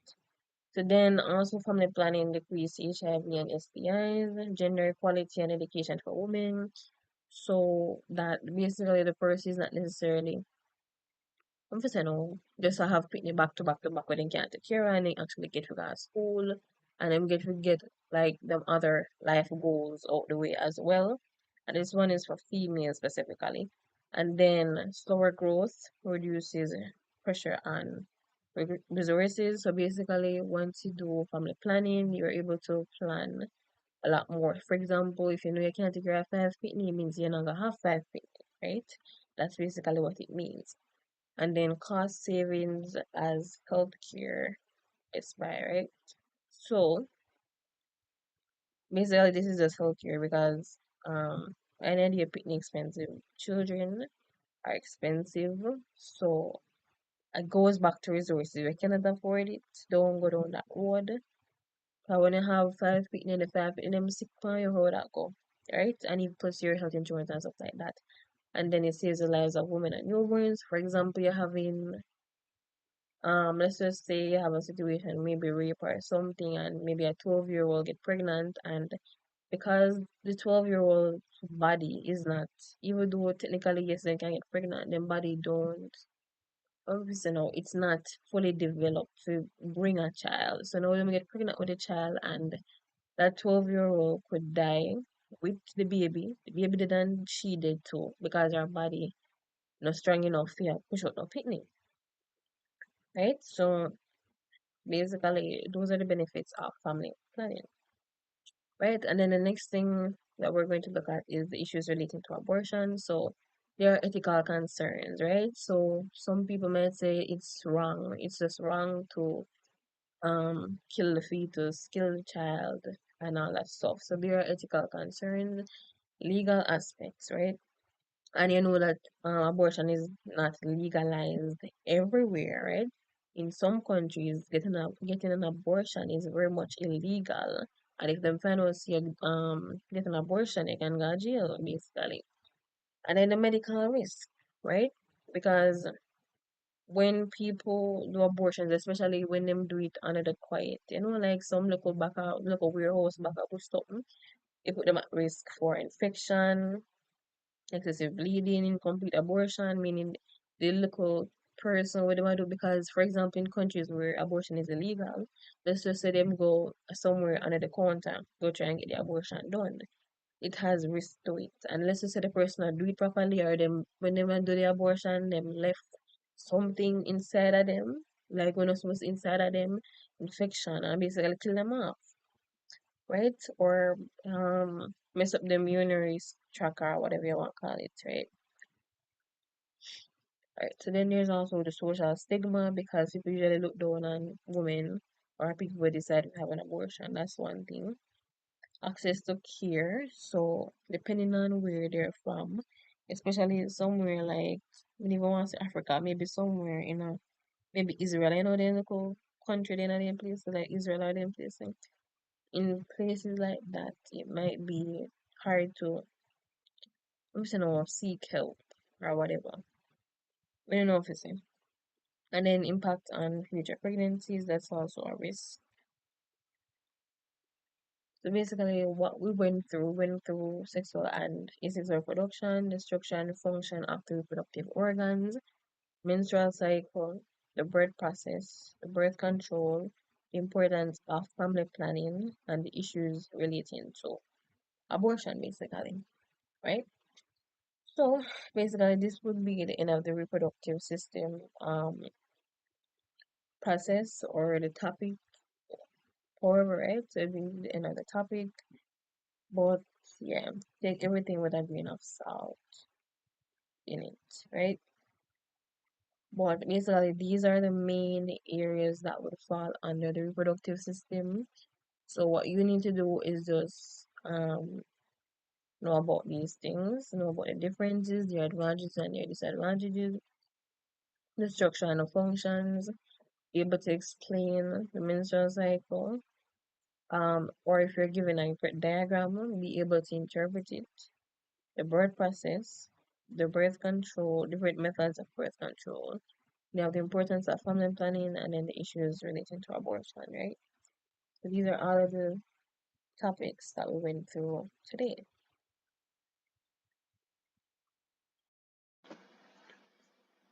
Hi guys, welcome back to my channel. Welcome back to another video. So in today, this is going to be the nervous system crash course. It's going to be a part of the CSEC biology and CSEC human and social biology crash course series. So if you're interested, you can go ahead and like, comment, share, and subscribe. If you also need another crash course session, basically we have another video that's basically on the it's on mitosis and meiosis, right? So cell division is essentially, so you can go ahead and check out that video as well if you need to know more about cell division, mitosis, meiosis, and it has a past paper question also in that video if you're interested. But today the focus is on nervous system, right? And we're going to be finding out what is nervous system, what's the purpose of this nervous system, what really takes place in the nervous system. We're going to find out. So let's just get started. What is the nervous system? So basically, the nervous system is composed of neurons slash nerve cells that carries electrical impulses throughout the body, right? So neuron is basically another term for nerve cell. They both mean the same thing. So when you go on an exam, whether or not you see neuron or you see nerve cell, they're referring to the exact same thing. The exact same thing, right? So, what is the function of this nervous system, right? So, the nervous system is responsible for controlling voluntary and involuntary movement in the body. They're responsible for sensing stimuli and responding appropriately. The nervous system also helps to maintain homeostasis in the body, right? So just from this part alone, you have to get in your brain that okay, nervous system, we need to be thinking of neurons, right? And we need to be thinking of electrical impulses being carried throughout our body, basically to send signals, right? So that's the essence of everything we've said so far.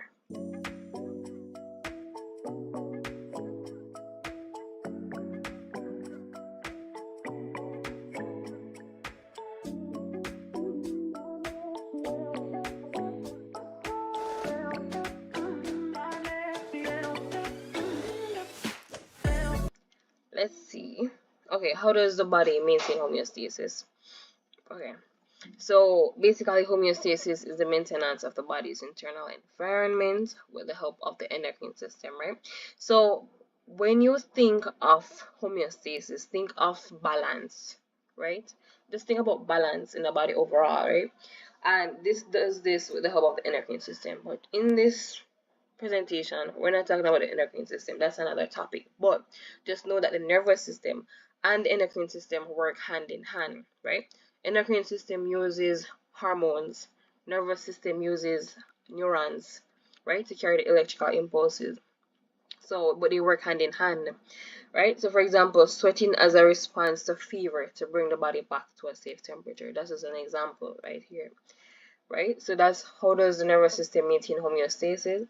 So for example, there's a fever, just like what we just said, there's a fever, you have a fever, and your body's defense is okay, start sweating. We need to bring the body back to a safe temperature because you do know that we have enzymes in our bodies and we have different, yeah, let's just work with enzymes, different stuff in our body, and basically they need an optimum, they have an optimum temperature at which they can survive or basically be regulated, right? They have a temperature that they have to be at in order to survive. If our body gets too hot, then these enzymes and these things in our bodies, don't mind me saying things or stuff, just ignore that part, but let's work with enzymes, right, that are essential to regulating our body, regulating the temperature, just our overall balance in the body. When these enzymes and things, don't mind me saying things again, when they basically are not in a safe range where they will not be able to function, right? So basically that is why it's always important for the body to be at homeostasis. When you have a fever, your body's homeostasis is basically thrown off balance because now we have a threat to our body. Something's wrong in the body. That's why you have a fever. And the body sweats as basically like a defense mechanism trying to get the body back down to a safe temperature, right? So this is how the nervous system can help to maintain homeostasis, right? Because it's the signal saying that okay, the body is overheating, something is wrong, and the brain acts accordingly and sends a message back down, and then the efferent neuron is what brings it out and say, okay, your body starts sweating, and it does this with the help of the endocrine system, right? So now the endocrine system secretes hormones. It's a very, very slow process. So what I should have mentioned with the nervous system is that the nervous system and the way how neurons carry electrical impulses is a very fast process, right? So the nervous system is like Flash. You know the movie Flash? Like it's like Flash. So these electrical impulses are being transferred at basically the speed of light. Like bam, they're being transferred just like that. With the endocrine system, it's a very slow process where the hormones take their little time and they release. But the point is that endocrine system is very slow. Nervous system is a very fast process. Endocrine system secretes hormones, while on the other hand, the nervous system uses neurons in order to bring these messages all over the body, right? And another thing to note is that with the um, nervous system has a particular target, right? With the endocrine system, there's not a particular target. So, for example, if something is wrong in the body and the endocrine system releases a hormone in basically in attempts to regulate what's wrong in the body. For example, something's wrong in your foot. The endocrine system will release this hormone, right? And the aim is for it to get to your foot, right? But that hormone is also going to be distributed all over before it gets to your foot. While on the other hand, the nervous system is like, bam, we have a problem in the hand, we're gonna send the message to the hand quickly, right? So the target is much more defined in the nervous system versus the endocrine system, where those hormones are going everywhere before it can get to the site where the problem is, right? And there are 9 hormones, 7 controlled by the pituitary gland, and it's also known as the master gland. And as I said, we're not really, this is just mentioning the endocrine system, but we're not getting too much into it. Okay, so well, I jumped the gun, but anyways, there are 2 main parts of the nervous system, right? So we're getting there: the central nervous system and the peripheral nervous system, right?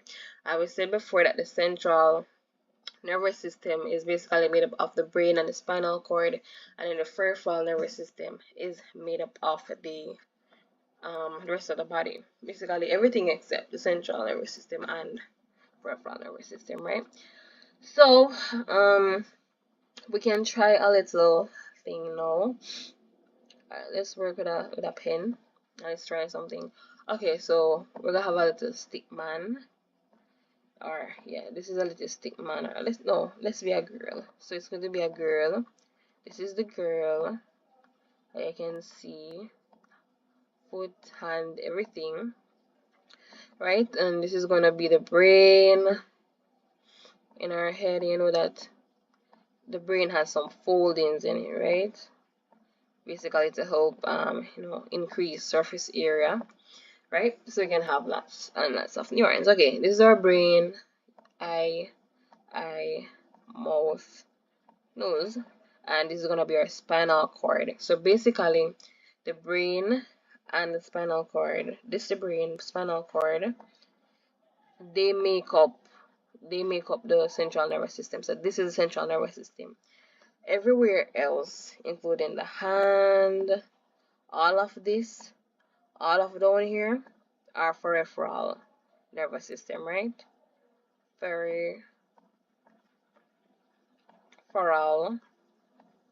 nervous system, right? Peripheral. Ready? Peripheral nervous system. And don't mind the handwriting. So, and up here is central. Ready? One more, central.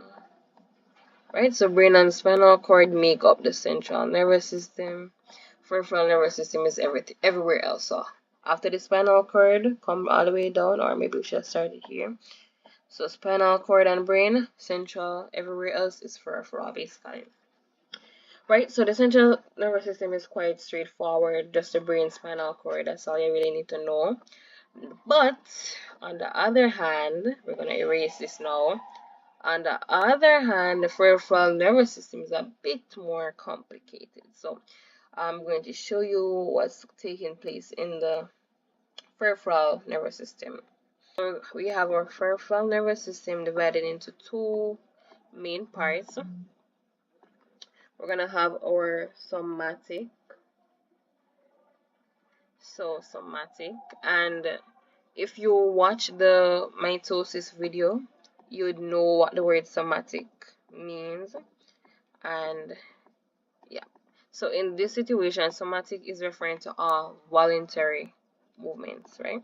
So I'm gonna put it right here, voluntary movements in the body, because we said that the nervous system can carry out both voluntary and involuntary movement. So the somatic part, the somatic peripheral nervous system is responsible for all voluntary movement. So voluntary right here. Over here, so it's somatic and autonomic. So autonomic right here.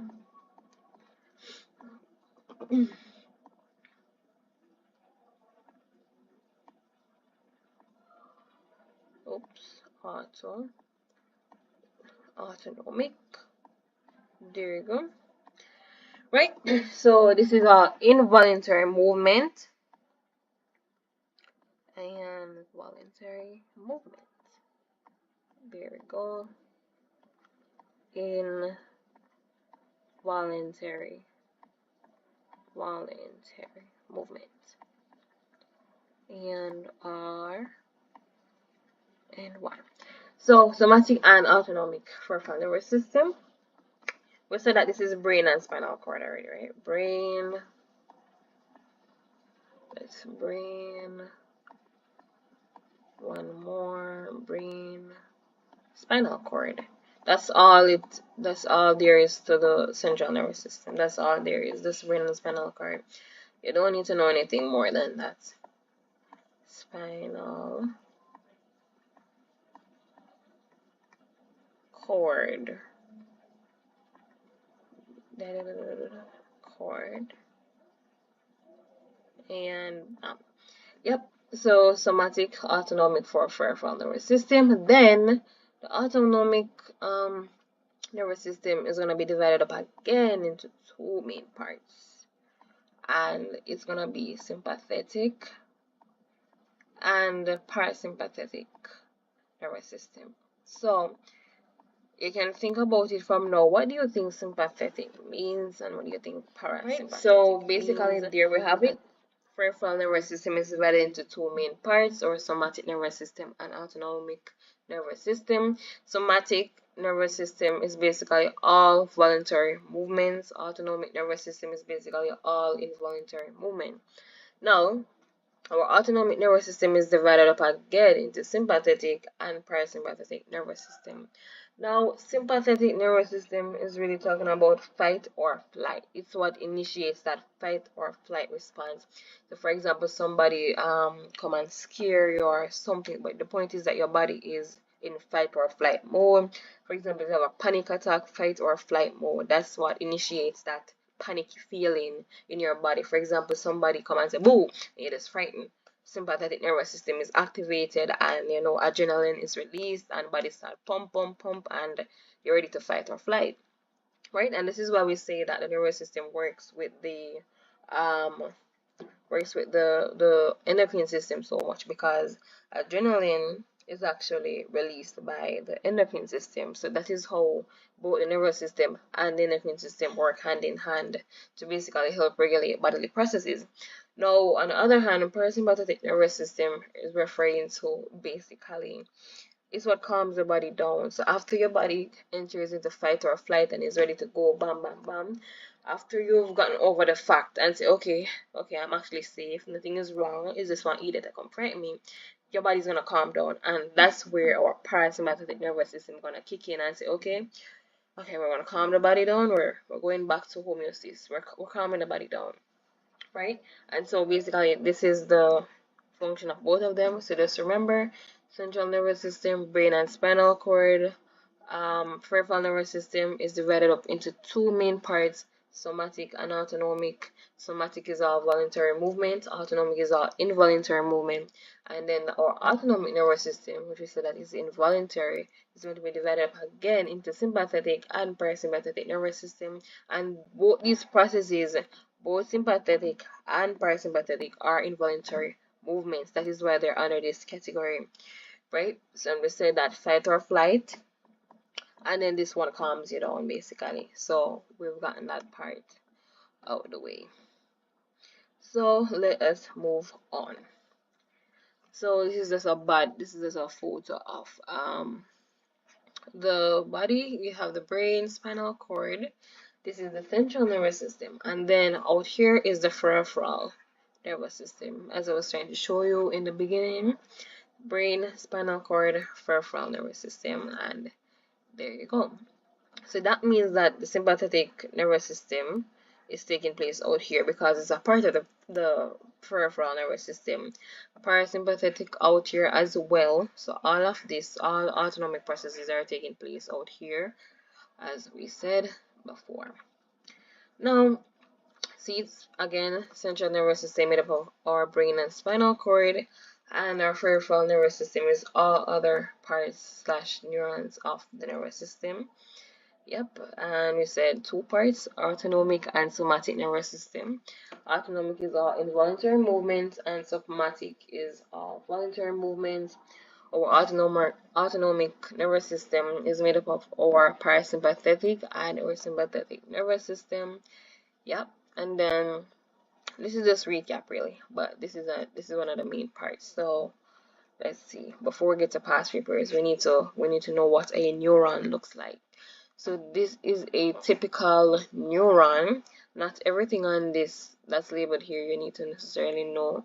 For example, this one, you don't have to pay this any mind. Just minus that from this.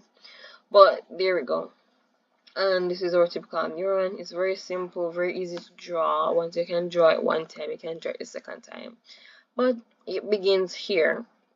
We have these spiky fork-like tree-like push-out branches. These are what we call our dendrites. Now our dendrites are responsible for receiving incoming impulses, right? So they receive incoming impulses from basically the body, or from basically other neurons. Yeah, I think from other neurons. They receive other signals, right? So they receive signals from other neurons, and these are the dendrites, and basically dendrites have receptors to, receive these signals. Now, when that message gets to the dendrite, it's gonna come in, and in here it's called the cell body, aka or soma. This is our nucleus, and we know what the nucleus does. It tells the cell what to do. That electrical impulse comes down along the axon right here, and basically the axon is where electrical impulse travels along. So it's going to travel along here. You probably be wondering, what are these blue things? What are these? These are the myelin sheaths. They are basically they act as cushion, right? They act as cushions for the axon. They're made up of like fatty tissue, or fatty, yeah, this comes fatty stuff for cushioning the axon basically, right? And in between them we have the node of Ranvier, and basically node of Ranvier allows these electrical impulses. So instead of traveling just straight along the line, what this does is that these node of Ranvier allows these signals to jump. So the signal is gonna jump here to this node of Ranvier, then it's gonna jump here to this node of Ranvier, then it's gonna jump here to this node of Ranvier, and jump here again, and that's what we call it, right?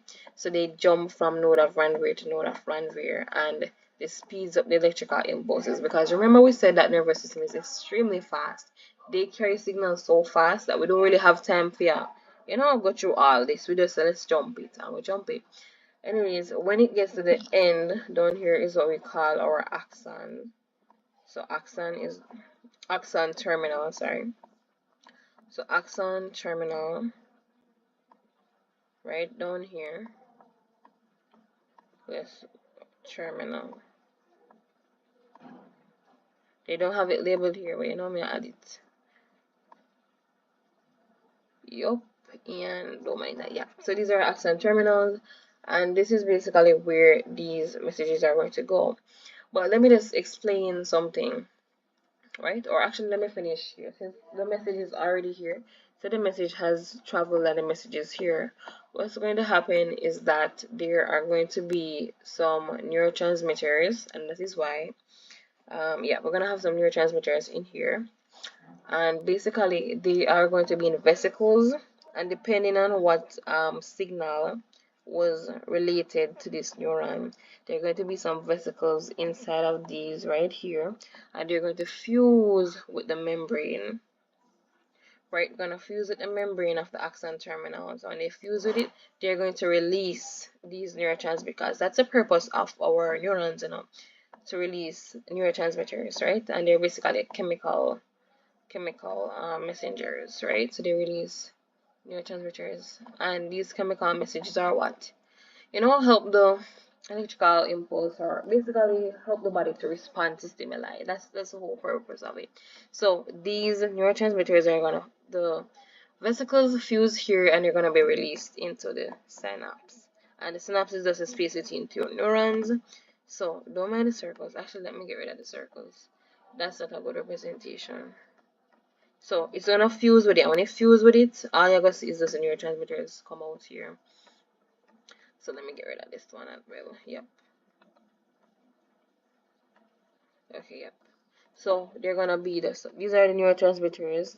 Don't mind that. That's the dots. They're gonna be neurotransmitters, and basically another neuron would be here, which have receptors on them, right?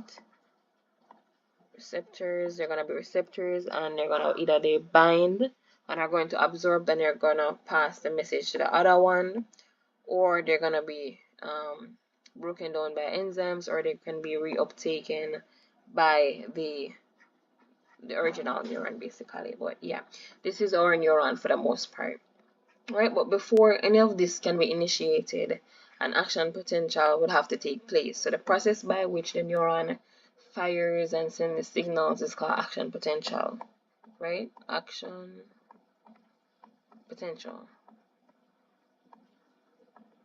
Let me get to action potential. So basically, the neuron is usually in a resting phase, and I'll just have to explain this quickly. But the neuron is usually in a resting phase of negative 70 millivolts. That's usually the resting stage or resting phase of the neuron.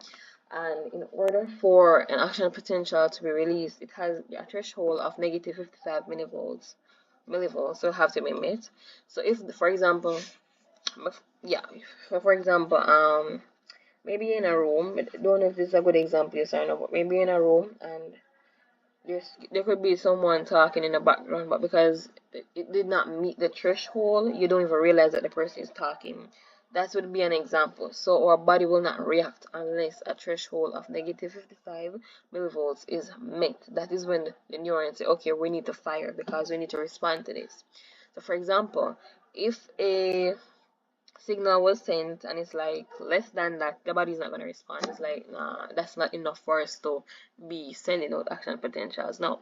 So when that negative 55 threshold is met, that is when the signal is going to be sent, and this is when the action potential is going to be initiated, right? This is when the action potential is going to be initiated, and the nerve cell is like, okay, we need to be firing, we need to send the messages to all the neurons, right? So it's going to continue until basically it responds to the stimuli, essentially. But right, so action potential, the threshold is negative 55, right? This is the threshold millivolts. Let me put the millivolts beside it. Millivolts threshold. But the neuron is usually at a resting phase of, usually at a resting phase of negative 70, but in order for it to release an action potential, it has to be at negative 55 millivolts. Yeah, and it's a bit more complex and a bit more in detail, but I don't think we need to get into more details at this level, so I'm going to leave it at that. Just know that that is how the signal is sent. And then, when that's initiated, we're gonna have, once the threshold is met, we're gonna have some depolarization taking place. And then after depolarization, we're going to have was repolarization, then hyperpolarization, and stuff like that, and even things like graded potentials. And a graded potential would basically be when the threshold was not met. For example, I was saying that maybe you're in a room or something and people are talking in the background, but it's not enough for you to realize that they're talking, right? It did not meet the threshold for you to realize and say, okay, wait, somebody's talking, right? So it's the same thing. So let us do some past papers real quick. So, past paper questions define homeostasis and state what is important for human beings. So, homeostasis is defined as a self-regulating process by which a living organism can maintain internal stability while adjusting to changing external environments. This is the pretty up definition, right? This is a much pretty up and pretty up definition, right? So, but question is, why is homeostasis important, right? And I wrote this. So to keep us alive, simple. Our bodies are fragile and we require a specific environment slash temperatures to stay alive. Which basically was mentioning that we have enzymes in our body, and we know that enzymes are proteins and they carry out essential functions in our body in our day-to-day life. And these enzymes need a particular temperature. They need they need a particular condition, right? Specific optimum temperatures, optimum temperatures and stuff like that, right? Or optimum pH, right? So when anything, if the pH or the temperature or something inside the body is thrown off, chaos is going to take place because our body and the enzymes inside need a particular temperature in order to stay alive. Because these enzymes, when the requirements, the optimum temperatures are not met, and enzymes can denature, right? That's a new word if you don't know it. They can denature when they're outside of their optimum temperatures. For example, when it's too hot, they cannot survive, and then your body is gonna be in chaos because everything is going wrong inside. So that is why it's important that we keep homeostasis, we maintain homeostasis in the body. Right now, this is it. So, okay, shows drawings of a nerve and a neuron found in the nervous system, right? So basically we know this already, right? So actually this is not one of the questions in but I want to um label it, I'd say. So alright, I will just answer the question first. So identify structure 1 and structure 2 in figure 2. So in right here, you see where it's pointing. We mentioned this before. Look at my diagram. What's this? Oh, there it is. It's called the node of Ranvier. And why do we call it the node of Ranvier? Because we're saying that the message is jump, jump, jump. They don't travel in a straight line, they jump. So this is gonna be the node of Ranvier, node of. Oh wait, I'm answering the wrong part of the question. Wait, give me a sec, eraser. Okay, so basically, structure 1 is a neuron. Yup. So basic British spelling, spell it with a E. American spelling, don't spell it with a E, but same thing. And this is a typical nerve. So that's how inside a nerve looks. If you've never seen it before, this is a nerve. Now what is the name of the part labeled A in structure 1? This is called the node of Ranvier. Now we can write it. Node NODE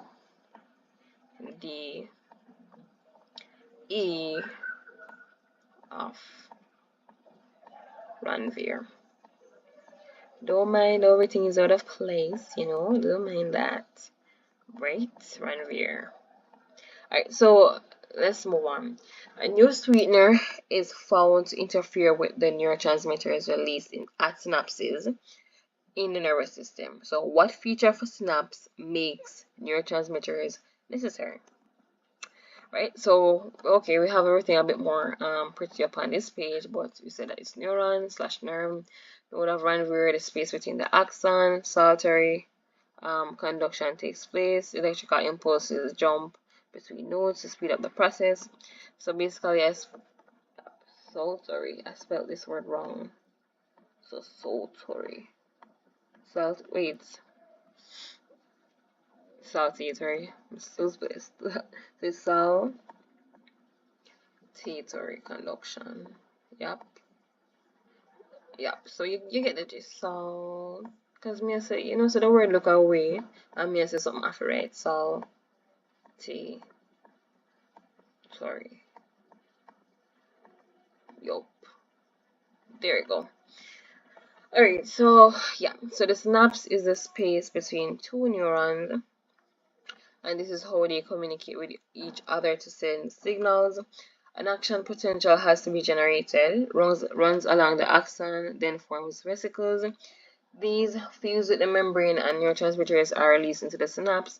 Next, the other neuron now, the receiving neuron has receptors that uptakes the neurotransmitter.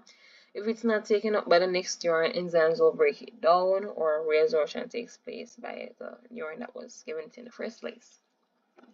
Right? Now, that's basically what feature of a synapse makes neurotransmitters chemicals necessary. Did we answer that question? Let's see.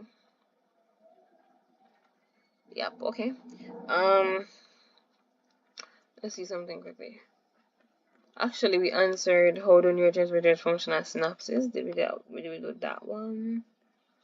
I think we answered both of them. So basically, this answers both of them in one. Then this question asks, why would persons taking the new sweetener experience difficulty responding to stimuli? Why would they experience difficulty responding to stimuli, right? So my answer is we have a situation of an agonist. So yeah, so basically agonists they mimic neurotransmitters. So it mimics a neurotransmitter that is already in the body, which explains the decreased response to stimuli. So it said, why would persons taking the new sweetener experience difficulty responding to stimuli? Because obviously there would be something in there already mimicking, right?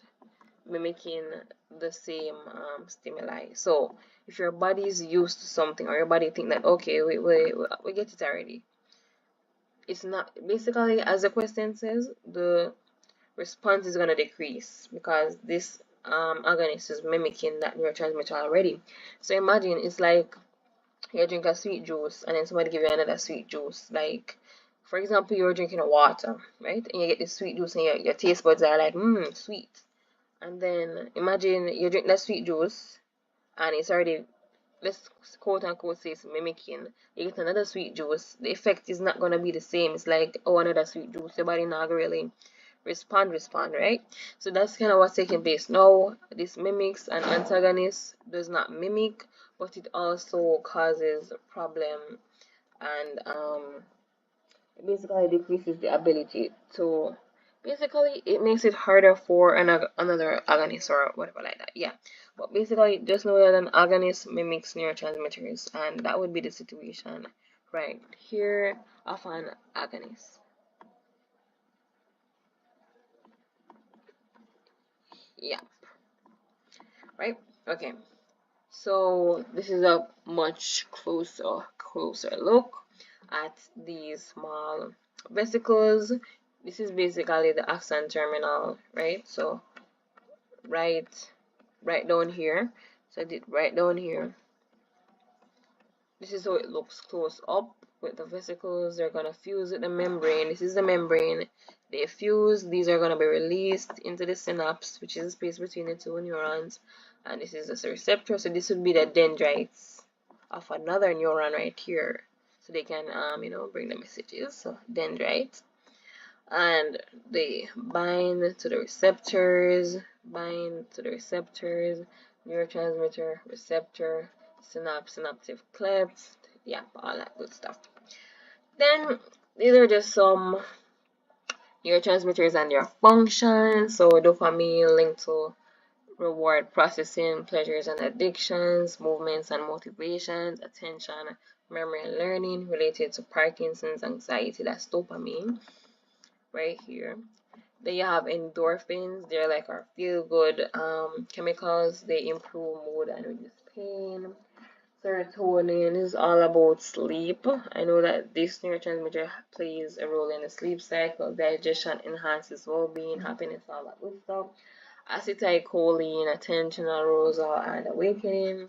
GABA produces a calming effect. It's an inhibitory neurotransmitter. Noradrenaline slash norepinephrine linked to fight or flight response. So this one right here would definitely be a part of our sympathetic nervous system, right? For the fight and flight response. Glutamate, learning, memory, brain health. It's a main excitatory neurotransmitter. And then we have our adrenaline, which is epinephrine, which is part of the fight or flight response and is released during times of stress. Right, so anyway, that is the end of this small presentation. I hope it was at all helpful. I hope you learned something. I hope that you have a good exam. Hopefully, these questions, or not even these questions, hopefully things relating to this come on the exam, and hopefully you'll be able to answer these questions on the exams if they put something like this on the exam. So I hope that this was helpful for you. I hope you learned something. Now you know what the nervous system does and all these things. So I hope this helped. Anyway, so if this helped at all, go ahead and like. There you go. One final scroll through. If this was at all helpful, you can go ahead and like, comment, share, and subscribe. And that's the end of the nervous system presentation. Hello everyone, welcome back to my channel. So today we're doing a CSEC biology and CSEC human and social biology review session, right? So this is basically a crash course. This is going to be part 1 and the topic is cell division. We're talking about mitosis and meiosis today. So basically cell division is a part of biology overall, right? So in the CSEC biology syllabus, cell division is a topic, a part of that syllabus, and it's also a topic in the CSEC human and social biology. Now I did both CSEC biology and CSEC human and social biology, as well as I'm a biology student currently. So I'm telling you that it's the same thing. The information does not change between CSEC biology and CSEC human and social biology. Essentially, it's the same thing. So we're getting into that today.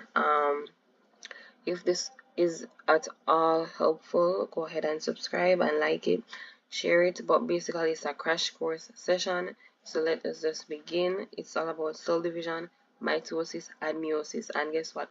If you don't have no idea what mitosis or meiosis is, if you never pay no attention the entire school year, you're going to know what it is today, essentially. So the first thing we need to establish is what is cell division, right? What is cell division before we can even get into anything else? If you don't even know what cell division is, you're not going to understand anything else. Literally, you're not going to understand anything else.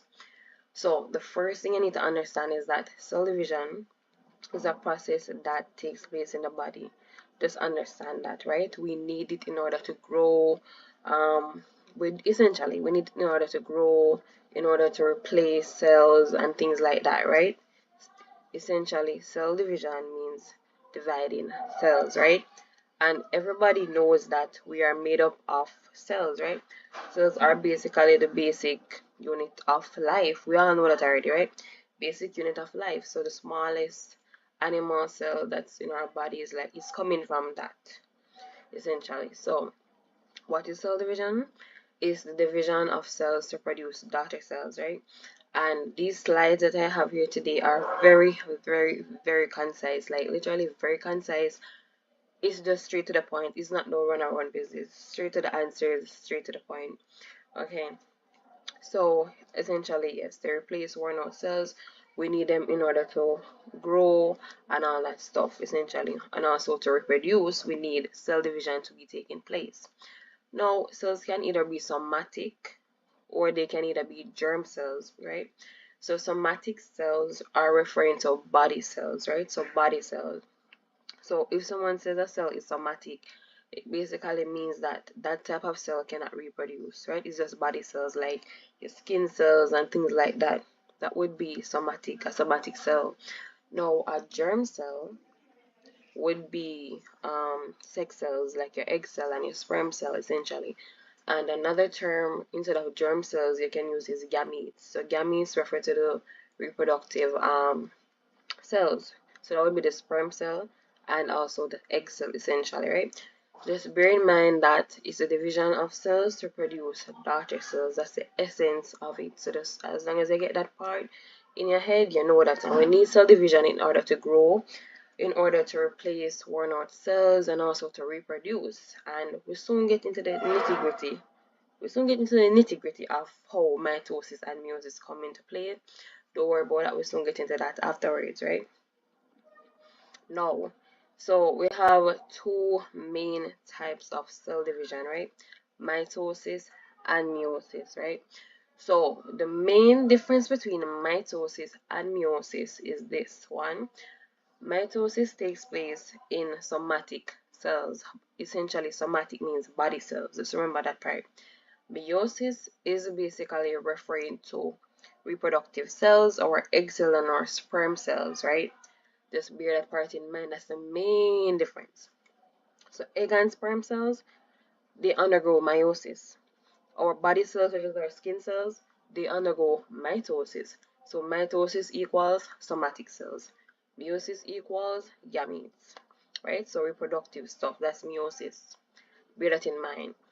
Now the next main thing you need to bear in mind with mitosis and meiosis is that at the end of mitosis, you will have two daughter cells, right?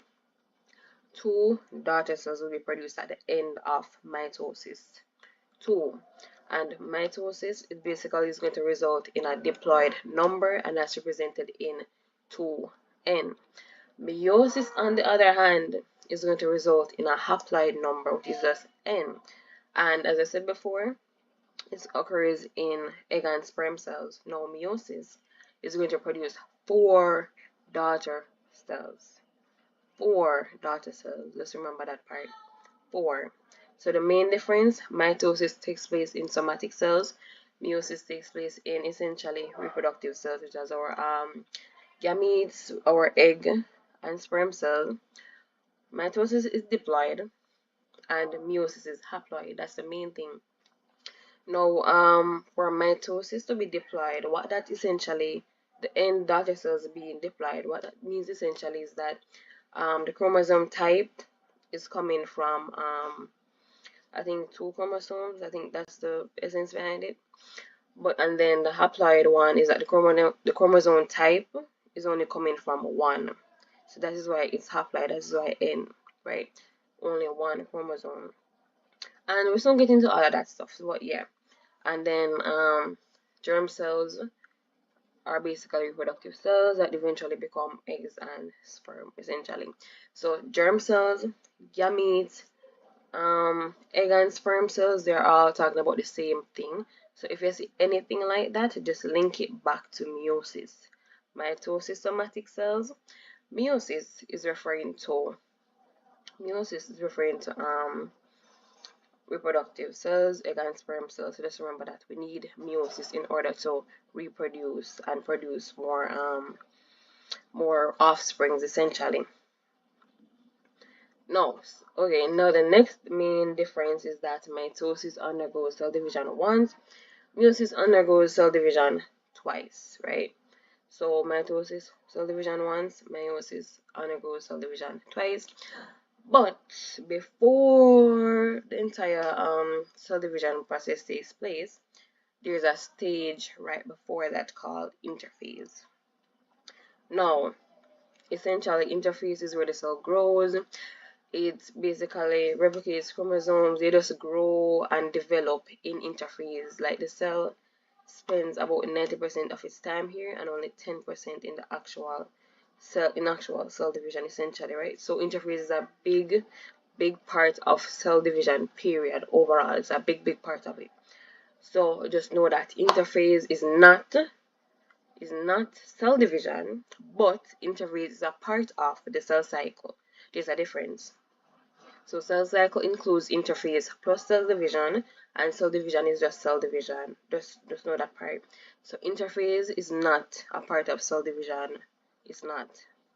Just remember that part. Then these are basically the steps or the stages in which mitosis is basically carried out or take place. So there's an acronym called PMAT in which you can use to remember how these stages go in mitosis. So PMAT, you have prophase, metaphase, anaphase, telophase, and then you have cytokinesis at the end. Now, cytokinesis essentially means splitting of the cytoplasm, and that's how you get the two separate daughter cells at the end of mitosis. Now, this is basically the stages of mitosis being displayed right here, and I'm going to do my best to explain it. So, in interphase, essentially, we're gonna have these things at the top right here. They're essentially centrioles. They label it as centrosome here. Same thing, and you're gonna have the chromosomes, right? So it's showing that we're starting with diploid right there. It's starting with diploid. So there we go. So now that's interphase. Now we're gonna bring in the actual cell division now. So once interphase is completed, you have prophase. In prophase, that is basically where the centrioles, the same centrosome thing, they're going to separate to opposite ends of the cell, as you can see right here, opposite ends. They're gonna separate to opposite ends of the cell. Then you're gonna have the chromosomes right here. They're gonna be condensed, right? They're gonna get condensed, meaning that they start to become more visible, essentially, right? The nucleolus and the nuclear membrane are going to disintegrate slash disappear. So that's going to happen in it, and basically you're gonna have spindle fibers. This diagram is not giving the complete detail, but let me just explain it to you. You should have spindle fibers starting to extend a bit and attaching to a thing in the hair that's called a centromere. So centrosome and centromere is not the same thing, but the centromere, they should be attaching to the centromere. And there's a thing at the back called a kinetochore. I hope I pronounce it right. So really and truly, the kinetochore is going to attach to the centromere, and then that's how it's gonna start extending towards it, right? So this diagram here is not showing it, but yeah. And of course they pair up. Now in metaphase, like an easy way to remember metaphase now is just bear in mind. So an easy way to remember metaphase, just remember metaphase and middle. Metaphase, middle. So basically, in essence, it's the chromosomes lining up at the equator. So as you can see, you see these yellow things? These are the spindle fibers that I was talking about up here, although this diagram does not show it completely. So you have the centrioles at opposite ends of the cell, and the spindle fibers start to basically would it be expand? Call it expand, or they start stretching out or whatever and attaching to the back of the chromosomes, right? Essentially that's what it is. So these are the mitotic spindles right here. Just remember, in metaphase, in essence, chromosomes line up at the equator, right? Just remember that. And metaphase equal middle. So whenever you say metaphase on the exam, think about middle and say, okay, the chromosomes must be in the middle. That's metaphase, right? And then the next step or next stage is anaphase, and one way you can use to remember anaphase is away. Anaphase, away. So basically in this you're gonna have these metatic spindles essentially contracting. So if you hear me say spindle fibers, metatic spindle, they're all the same thing. Just bear that in mind, all the same thing. So metatic spindle, you're gonna contract, pull in the sister chromatids apart. So you're gonna have one going to the left, one going to the right, and you're gonna separate. Now, in telophase, um, the chromosomes are going to start to essentially kind of like decondense a bit. As I said, this diagram isn't 100% showing that, but don't worry about that as long as you know how it goes. Yeah, you're going to start to basically decondense a bit. The nucleolus should start to appear again, and the nuclear membrane should start to appear again and stuff. And it would be basically like this diagram here, but up here it should have been. Anyways, basically when they start to reappear, essentially that's what's happening in telophase. And then you're gonna see that little curve or bend in it. That's telophase preparing for cytokinesis afterwards. So the cell pinches in the middle, and then cytokinesis is what splits it completely in half, producing two identical daughter cells, right? And keyword identical. Now let me tell you why this is so important. Mitosis does not give rise to variation. As I said before, when you think about mitosis, think about somatic cells, think about skin cells. They're all the same thing. There is no variation from mitosis. They're all the same thing, literally. So just bear that in mind. Two identical daughter cells. And when we get to meiosis, you'll realize that that's not the case, right? Because meiosis has to do with basically reproduction and all that stuff. And if you even think about like a family or you and your siblings, you're not the same, you don't look the same, you're not identical. But essentially, two daughter cells are produced right here from mitosis. Now we're moving on to the big bad meiosis. This one is a bit more interesting. And we said before, these undergo cell division twice. Twice. Twice. So let us begin. So essentially, we kind of have meiosis 1 and meiosis 2. This undergoes meiosis twice, right? The cell undergoes meiosis twice. That's essentially the main difference between it and and mitosis. Okay, let me try to explain my best. So, prophase 1, metaphase 1, anaphase 1, and you're gonna have telophase and cytokinesis. Prophase 2, metaphase 2, anaphase 2, telophase 2, and then cytokinesis. So this is the diagram. It's a bit more longer, complicated, and a whole heap of stuff. Now let me begin. Up here, you don't have to worry about up here. You don't have to worry about this S phase thing. S phase is a part of interphase. I mean, I think you need that for CSEC at the CSEC level now. This is just a part of interphase, so let's ignore that part. And the pro metaphase 1, you can also ignore that stage. It's not for the CSEC level, or I don't think I really learned that at the CSEC level. It was actually in university. Yeah. Anyways, let's continue. Prophase 1, we know that interphase the cell grows and duplicates and basically prepare and all that stuff, right? Prophase 1 is going to essentially begin with the chromosomes condensing, the nuclear membrane, and the nucleolus is essentially going to disintegrate slash disappear. That's what should happen. Then you're gonna have the chromosomes, right? So in prophase 1 of meiosis 1, you're gonna be starting out with 4 chromosomes instead of 2 like mitosis. Reason being is that remember you have 2 parents, that's how a child comes about. You have 2 parents. So you have 2 from the mother, 2 from the father, right? And essentially these are going to be homologous chromosomes, right? And homologous chromosomes basically mean that they have the same size, same shape, and same genetic information essentially, right? And they're going to form a tetrad in prophase 1 or in the okay, so in prophase 1 of meiosis, you're gonna have this thing called crossing over. It's very important, and it occurs at the chiasmata. So crossing over essentially how the chromosomes is basically they switch genetic information, and that's how the variation is gonna take place at the end. That's how you end up with different daughter cells. That's how your parents have you and your brother and your sister, and all 3 of you are different because of this one thing right here. So essentially, you have the tetrads in there. Tetrad meaning 4. So basically, essentially, the chiasmata is like the point of contact for the chromosomes in here, right? So as you can see, it's like where they cross, they have a little cross, right? As you can see. And so crossing over takes place.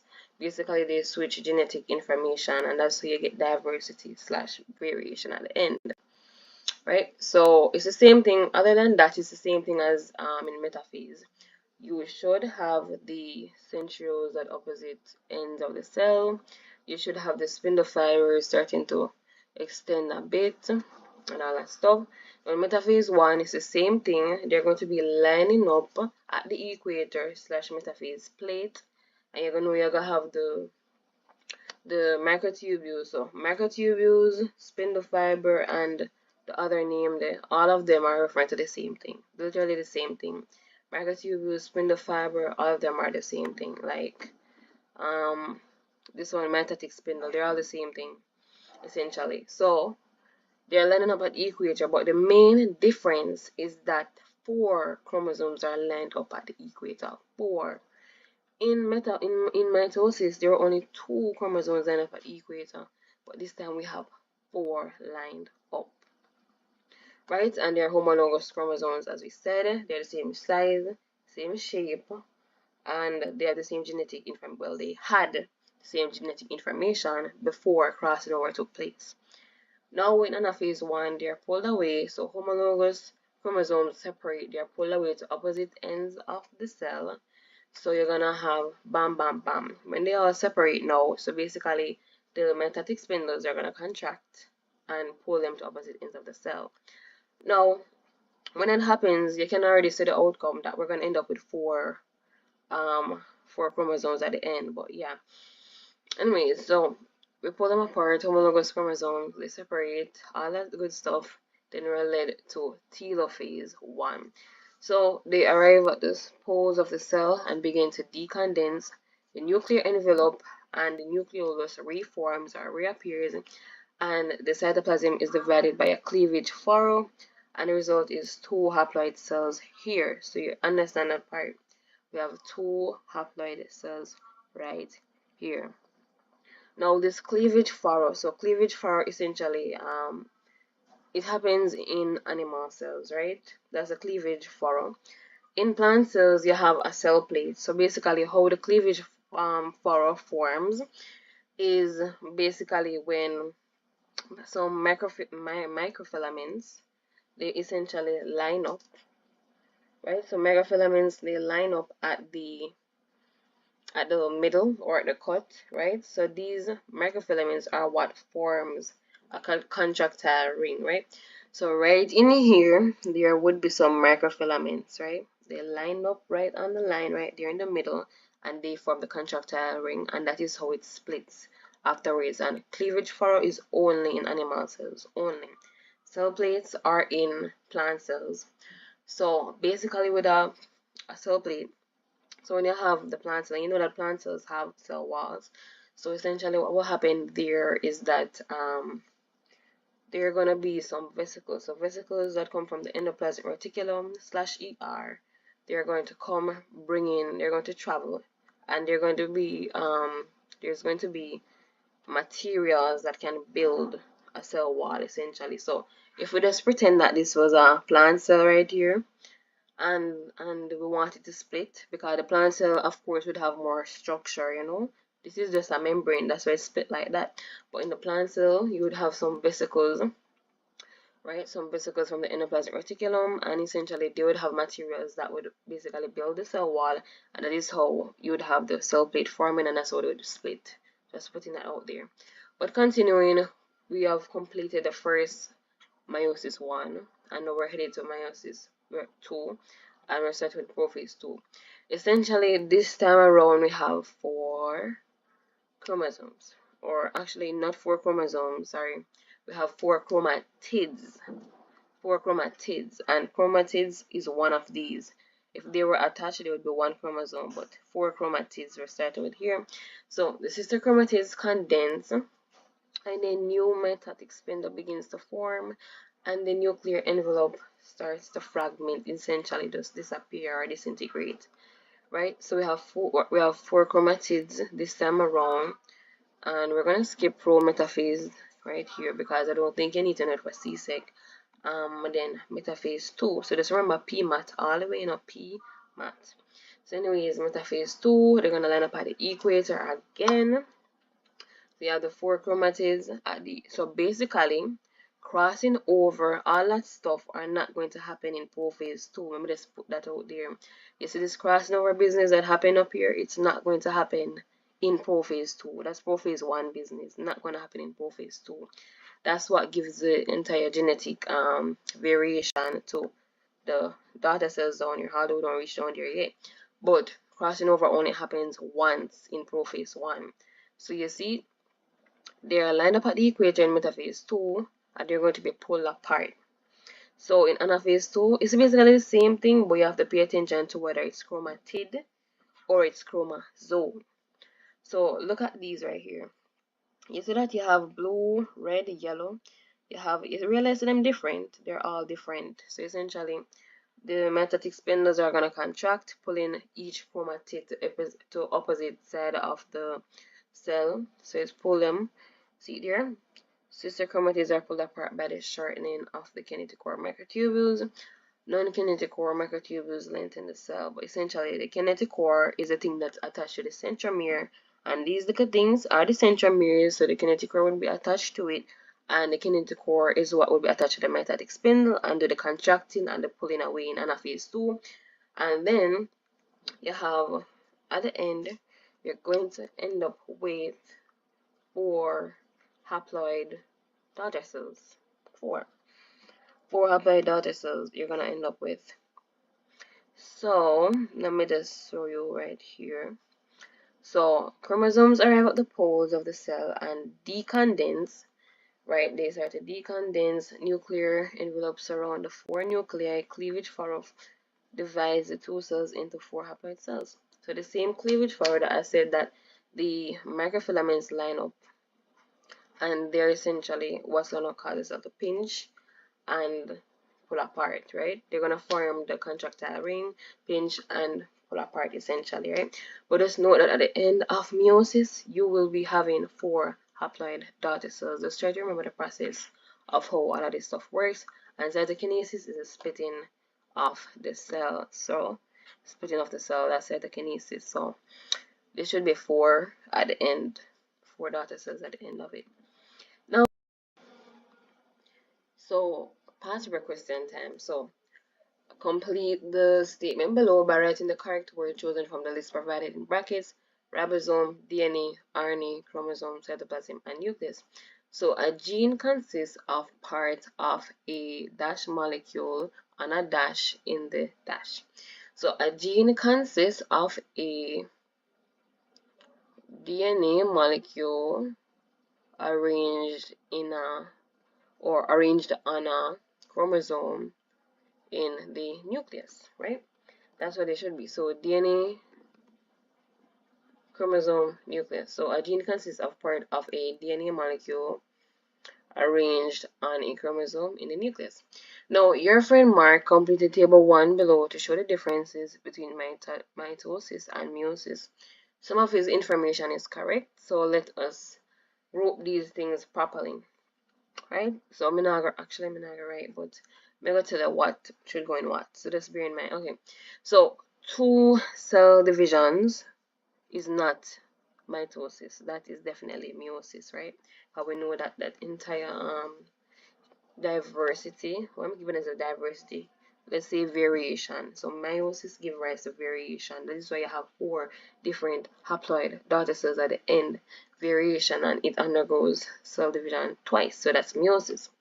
Occurs in normal body cells. That is mitosis. Nuclei have genes mixed by crossing over, and we know that this thing, number 3, takes place in prophase 1 of meiosis 1, right? So this is meiosis. Provides variation, we're also referring to meiosis. Ensures the haploid number of chromosomes, that's also meiosis. Now, 1 cell division is mitosis. Occurs in the formation of gametes, that's meiosis.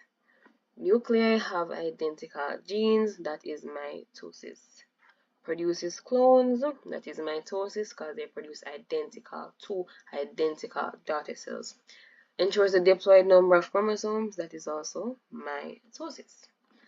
Now, see, I have them listed here. So mitosis, you have one cell division, nuclei have identical genes, they produces clones, ensure diploid number of chromosomes, and they occur in normal body cells, aka somatic cells.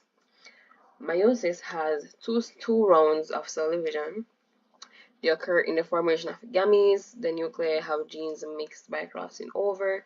They provide variation and ensures haploid number of chromosomes. So that is meiosis. Now that's essentially it for everything. I hope that this clarified some of the stuff. If you have any questions, go ahead and comment them down below. If this review slash crash course of the cell division, mitosis and meiosis was helpful, and look at the answers, you can go and check out this website. Yep, I think that's the end. So if you're new, go ahead and like, comment, share, subscribe. If you need CXC tips and things like that, you can go and there's a playlist in the description down below. You can go ahead and watch that if you need help, tips, advice, study strategies, and all that good stuff. So, anyways, hope this was helpful. So, this is for both CSEC biology and CSEC human and social biology. No excuses. So, anyways, thank you so much for watching, and bye.